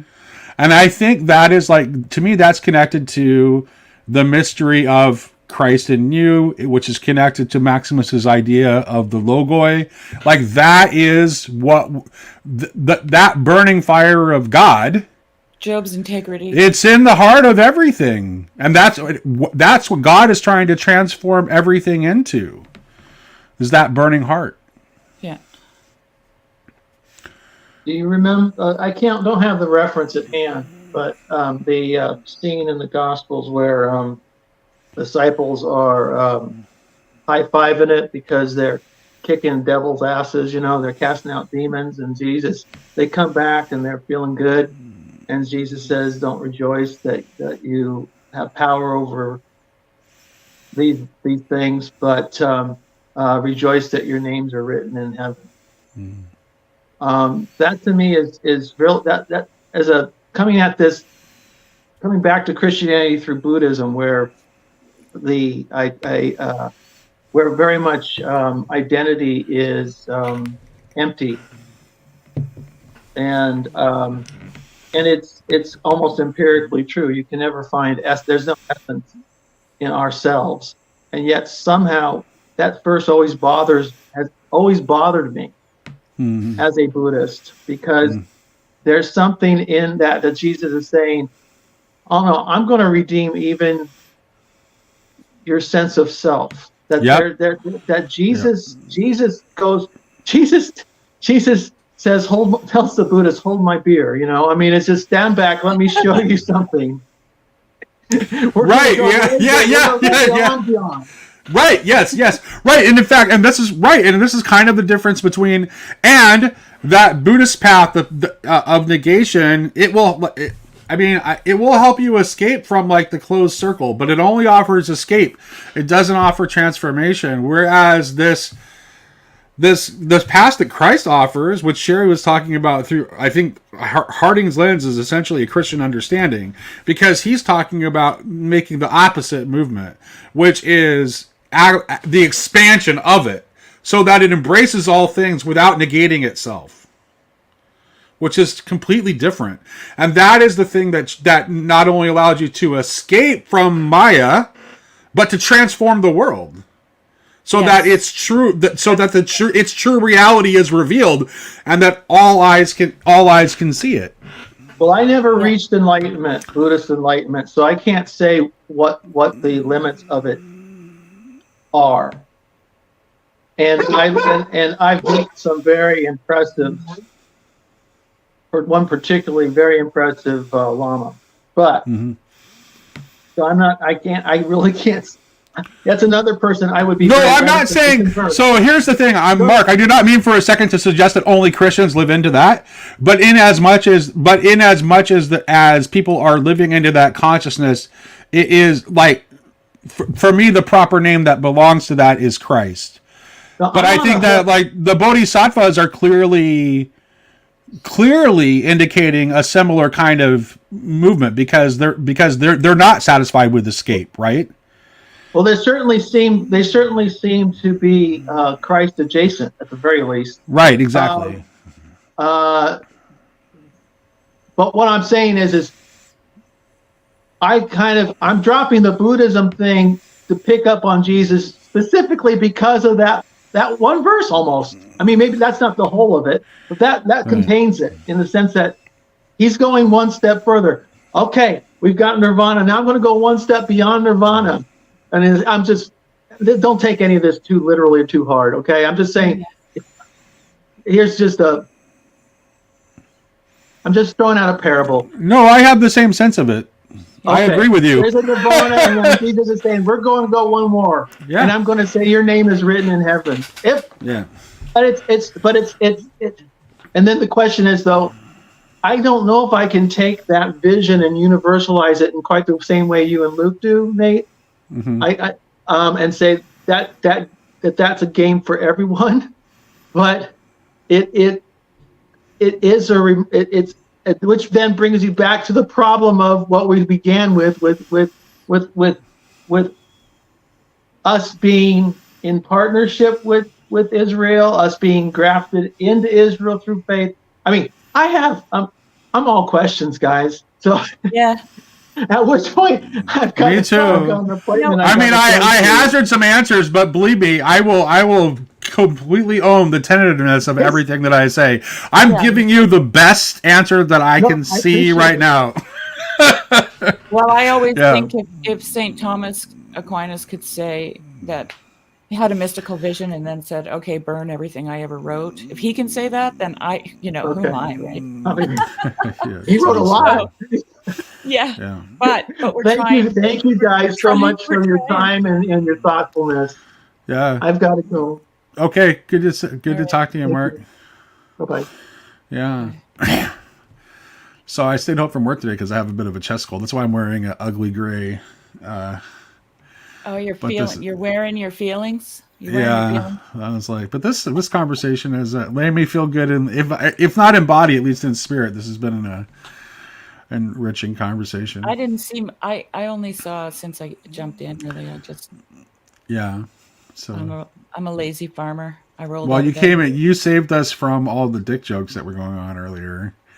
Because we started talking, it was like a bunch. We were talking about. We ended up talking. The conversation ended up turning towards sexuality, because Luke and I had a little bit of a private exchange yesterday, and he said that we were going to talk about it soon. And I just kind of went ahead and started talking about it, and then there was a bunch of like really bad jokes, and immature laughter that proceeded after that. So we need. What were you talking about? Phallic logo? Well, even like Slack was saying something about Nate's all about that PP, because it was in context. I was talking about Vervaeke's peas.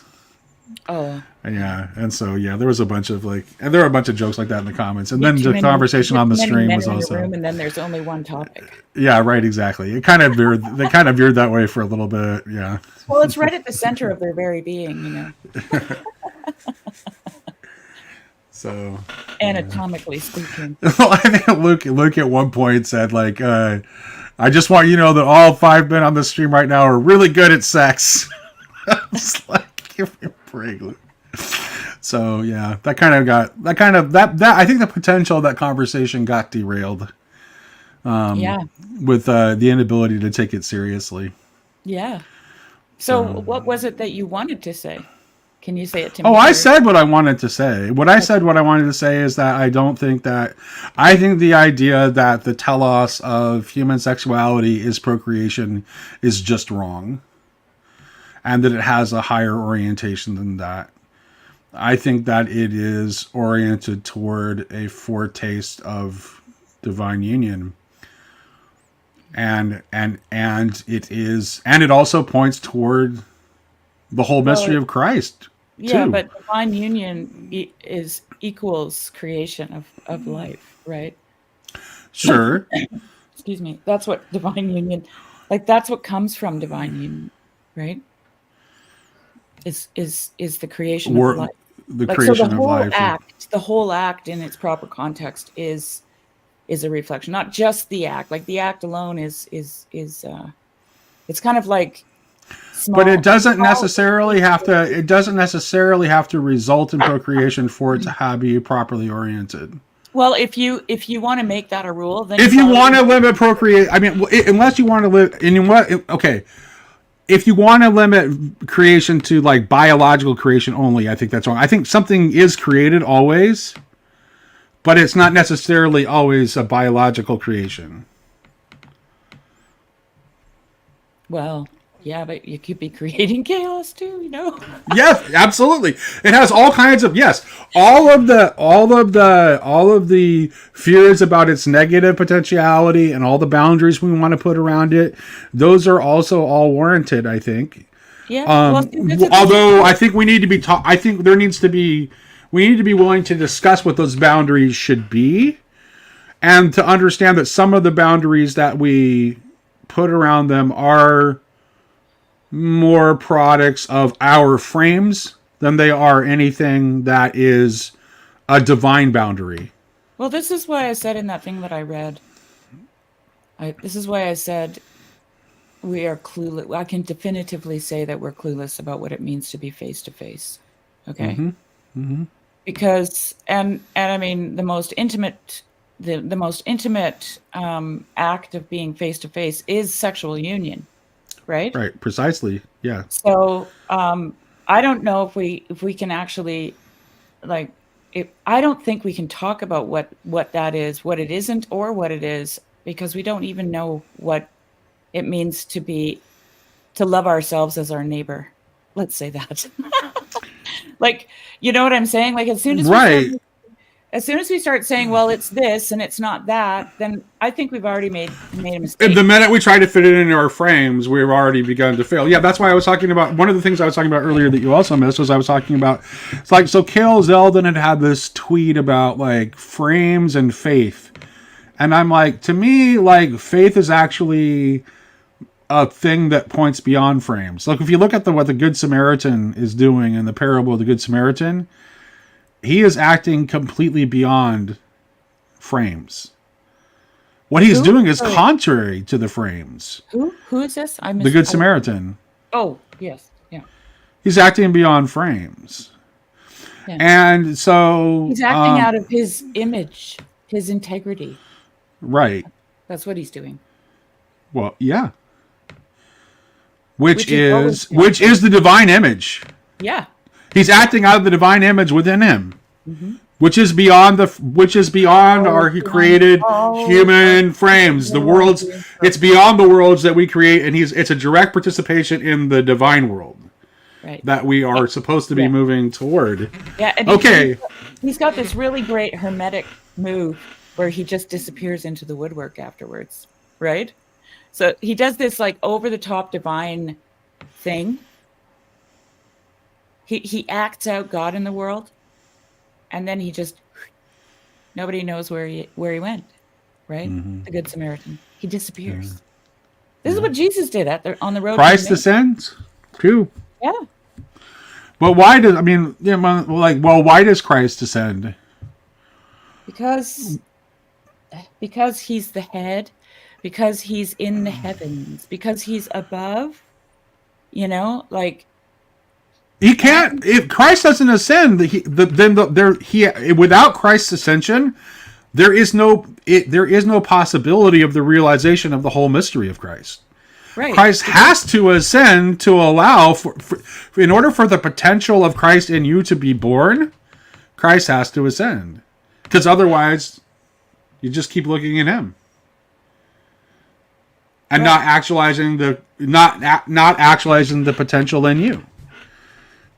Yeah, it's also the headless way. Like, I think this is why this is also part of the reason why Harding is onto this. Like, it's the hierarchy of heaven and earth is the book. Okay. So, we are, as Christians, we understand ourselves to be the body of Christ, but we are headless. Right. And then Harding goes to the beautiful lengths that he goes to show us that we are actually headless, that we ourselves are headless, right? Mm-hmm. And so yeah. And that we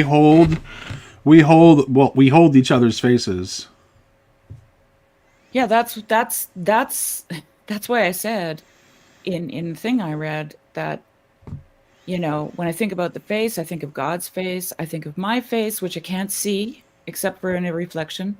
And I think of the face of the other.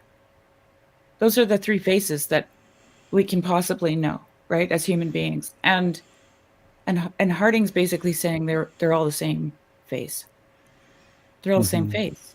Because if I realize myself in the other, that means they're realizing themselves in me. That's right. Okay. And then what are we looking at? We're looking at the image of God. Right. And God is, this is why I talked, one of the other things I said earlier before you came on was that ultimately, the ultimate so the reason, remember how M.L. Box talks about the image of the Lamb slain in Revelation being like a New Testament version of the creation story? Yeah. And that's is right, because, so yes, we allow worlds to come into being through love, but love and sacrifice are actually the same thing. Because I have to be willing to let go of my right to possess anything in order to allow you to come to be in me. Well, then that's why Harding talks about having to let go of the desire to grasp even one particle for oneself. Right, and that's why this is so interesting when Jesus says, the first and greatest commandment is love the Lord your God with all your heart, right? Mm-hmm. And then the second is love your neighbor as yourself. As yourself. All the law and the prophets hang on these two commandments. But then he asks them the question, what do you think about the Christ? Whose son is he? Mm-hmm. This is not a different conversation. This is still happening. And they say David's, and he says, but David says, how then does David in the spirit call him Lord? For he says, the Lord said to my Lord, sit at my right hand until I put your enemies under your feet. So if David calls him Lord, how can he be his son? So, it's like, we just don't, just think about it. If you realize who you are in the face of the other, and if the other realizes who they are in your face, then you are them and they are you. Which means there's only one. Right? Yeah. Yeah. That's a good note to end on, I think. Sure. Yeah, and this is like because it's only one, but here's the thing: it's a oneness that's not. This is why the Trinity, I guess, because it's a oneness that is not in competition with and does not obliterate the multiplicity. Right. Like the multiplicity is still multiplicity in order to arrive at the one, right? In order to know God, you have to love your neighbor as yourself. Right, and those two loves are the same love. Yeah, it's all the same thing. It's all the same thing. Yeah. Okay, let's end there. I need to get some rest because I'm feeling under the weather, and I got to talk to Hezi. I got to talk to Hezi later tonight, so I'll need a nap. Oh, I wish I could too. I won't bug it. I won't butt in though. What did Hezi say? He said, "Where is it?" What about Moses? He said, "Yes, Sherry, just like with." We see with Moses. What do you mean by that, Kezzy? I'm just really curious. Yeah, jump on for just a second. We'll extend for a little bit if you can jump on and explain what you mean. Like he saw his fellow man. Oh, gotcha. Okay. Yeah, yeah, this is just something that's still like circling around in my mind, and for very good reason, because it's very profound, this face-to-face thing, and one of the things that really made me pause about the whole thing was when I was going through Job with Jess, I came across this information that it was held by Judaism that the question that was being asked by Job, or in the book of Job, was the same question that Moses asked God when he said he wanted to see his face. Right? And I'm just like, wow. Because Job wants to see God's face too. He's like, I want to face to face with you, right? Yeah. But the underlying question to all of that is, why do the righteous suffer and the wicked prosper? That's the reason they want to see God's face. Okay? That's the reason they want to face with him. Because their whole worldview was very mechanistic in the sense that only the wicked suffer and the righteous prosper. Right. But God flipped it upside down.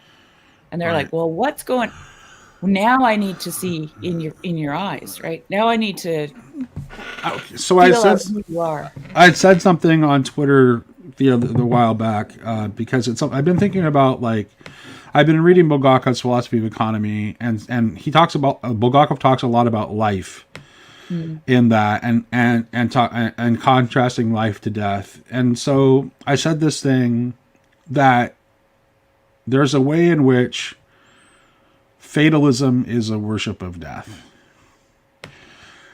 And like Jesus says, I am the life. And God is ultimately on the side of is life. And life is that which is born through love. Mm-hmm. Which is the same thing as sacrifice when you understand when you understand it fully. And where am I going with this? Fatalism is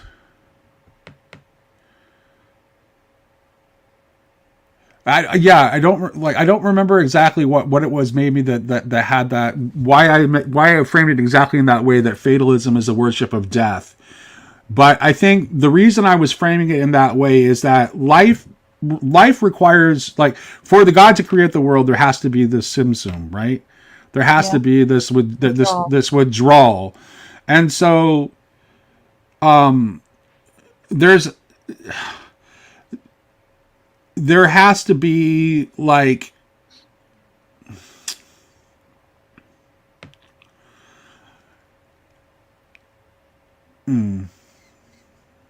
I don't know if I can articulate. I'm too foggy headed to articulate it right now.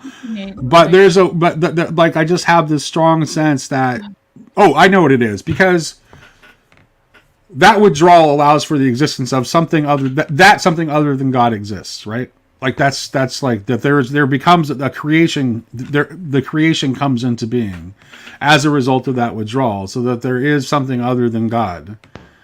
And if our being is not ontologically grounded in freedom, in a real freedom, then we are denying life, because there's no life that you can that there's no, if you are not free in an ontological sense. And I'm not talking about just like pursuing whatever the whims of your will are, and I'm not talking about empty choice. But if you are not like absolutely like free in an ontological sense, then you don't exist at all, and you're not even alive. You're not alive. You're dead. Yeah, well, that's why Jesus. And so fatalism buys into that. It's like basically nothing is alive in a fatalistic view of the world. So if you're demanding that some sort of absolute karmic law be served in the cosmos, you are actually worshiping death and not the living God. That's why Job is such a that is one of the reasons that Job is so powerful, and why it tries so hard to overcome that view of the cosmos. Well, he makes that vertical move out of the closed world of the serpent. Job does, right? Yeah. And when he does that, he actually mediates for everybody else. He becomes the mediator between heaven and earth. And that is your freedom. Yeah. That's what your freedom is for. Yeah. Yeah, but you know what? What's so super interesting about this? Nothing changes. Okay? Right. Like the whole system is still in place. They bring animals to sacrifice, right? Job prays for them. They ask for forgiveness. They bring their sacrifices. Job acts as a high priest. He prays for them, and on they go. But what's happening there is, to me anyway, it's a metanoia. Okay. Which is something I was talking about earlier too. Okay. It's when Job says, "But look, that dead stump actually has a little green shoot." Right? It's actually going to grow again. It's life after death. And so his mediation is because of his own evolution of consciousness, right? Where he realized, where he ascends, right, into the heavens, he goes up another level of the spiral, right? And because of that, he's able to then take others with him, right? But if everybody's just circling down here at this level and they never break out of that closed world of the serpent, one person needs to pop out of there, and they can take everyone else with them. So anyway, go ahead, Chad. Hello. Hi. So okay, I got like some swirling stuff in my brain. I'm sure. So I was thinking about something that Nate was talking about in the beginning about the joining somehow. This maybe not exactly what you said, but there's like a joining between, let's say, Judaism or Noah or I'm sorry, Abraham, the Abrahamic father, like the father figure there, through, let's say, Judaism, and then let's say the Christians, which is the bride, right? And and consummation. And then I don't know why I don't know much about the Noahide thing, but I'm wondering how that might be tied. Also, I was thinking about sacrifice in like the ancient sense where you have like the blood, and thinking about that as it might relate, not merely symbolic, but something symbolic to uh, the the cycle that women have, and then when I know when I've talked to uh, Yosef about the separation that takes place there between the husband and the bride and the bridegroom over a period of time, not just when the blood stops, but like there's even still more of a period. Then they come together after that. And I was just wondering, like, these ideas, obviously I'm probably being a real crazy heretic, but like, when I think about the pattern of how the mind of God and how it plays out in this realm, the realm that we can see, it's always kind of frame breaking. And it's always like what we thought plus some, and also breaks what we thought and just collapses it in on itself into, and that's life itself, right? And it's like you can plan as well as you like, but it always kind of like you never can know the mind of God. And I was thinking about how, I don't know, what do you guys think about this idea of the father and the bride consummation as it relates to the age to come or something like this? But the father That meaning feels like one of your collage videos, Chad. yeah. I'm like, That's maybe you should make that into a collage video and then put a oh question my mark god, at the end of it. my brain. That's all every video I'm like, this is what I have to deal with because I don't know what any of this stuff means. I just see patterns and I see like Yeah. general meaning. Well, But you get a lot of insights though, Chad, from working through totally, that yeah, process. because of that. Like I like the fact that you brought in that the I can't remember what it's called. Is it mikvah? No. Where the woman and the husband in Judaism have to separate when she has her period. Yes. And, Mikvah is a ritual bath. But she also does that, right? Which is like a forerunner of Christian baptism, actually, which is a forerunner of the going down, the death, and the resurrection. So, but anyway, but I don't know what that means, Chad. Yeah, I don't know either. But I'm thinking of like if the let's say the laws are made. I wonder if God is beyond the law, or if God I think holds he's to that law. unless if do I understand you? Are you talking about when you're talking about the union? It sounds like the union you're talking about is between Father Abraham and Mother Church. That's correct. Okay, and I would say that yes, that I would say that the bride of Revelation is in fact a union of Father Abraham and Mother Church. How that it's going to come about, I have no idea. But I do have a sense. I do have a sense that things are getting interesting, and we're moving closer to that direction. But at the same time, there are elements within the church that are definitely tugging against that, because I also see an all-time peak. Like I actually see a reversion to like more anti-Semitism in the church than I've ever seen in my lifetime. Well, well, just think about like since science now we can know what happens when the seed fertilizes the egg. There's a type of destruction that happens there, and there's as well as a growth. So it's like I mean, and the other thing is I say all of this stuff in as much humility as possible, which is I don't have a lot, but what I'm trying to say is when I think about these things in the way I've just said, now it's not prescriptive, it's just like I wonder, God would be so like hilariously inventive and crazy in a way that is inarticulable.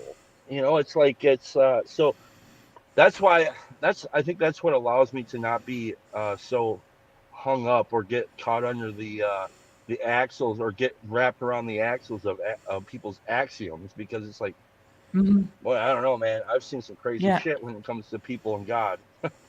Yeah.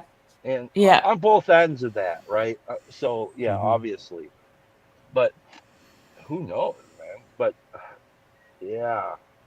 So like this moment that we're in, and we've been in for who knows thousands of years, this courting moment, there's a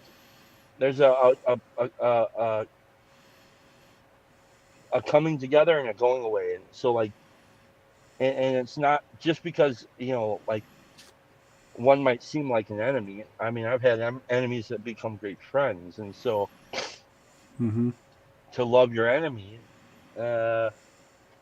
think about that as it relates to the bride. I don't know. I'm just kind of rambling. But yeah, I don't know. Sorry, Chad. Maybe somebody out there can make. Yeah. I'm gonna listen back to this and see if I can pick up what you're laying down, friend. Okay, I appreciate that. Yeah, because I maybe know someone there's a can do lot. that. I know there's a lot there. But like this is what I keep.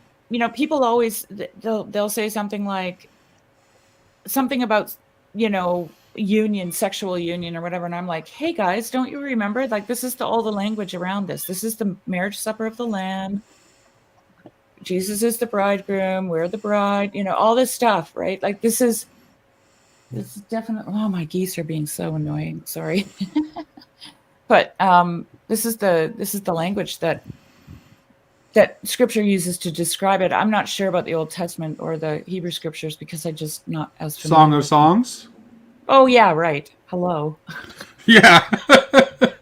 Yeah, and let's say maybe the transfiguration, what was happening up on that mountain, maybe that was just a bachelor party, and like Jesus was telling Abraham, I love that. I love it. Yeah. Who knows? I don't know. No, I love that. I love that. That's great. That's great. That's good. The Transfiguration as a bachelor party. I think you need to write a poem about that. Chad. Yeah. That'd be good. All right, guys. Well, thank you guys for letting me just ramble. Anytime, Chad. You have. I get lots of insights from listening to you. Yeah, me too. So. Oh, thank you. Yeah. All right. Have a good one. See you later. Chad. See you later.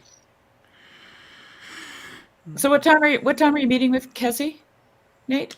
We talked about we agreed to talk at 5 o'clock our time. So. All right.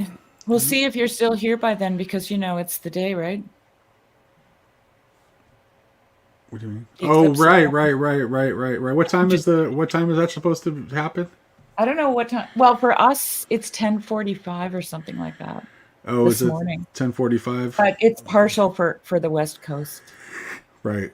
So it's not total for the West Coast. So No. The apocalypse will only be an East Coast apocalypse. I'm sorry to say. What's it going to be like for Israel, though? Hopefully they don't have an apocalypse. Oh, my goodness. Oh, Israel. It's all they need now.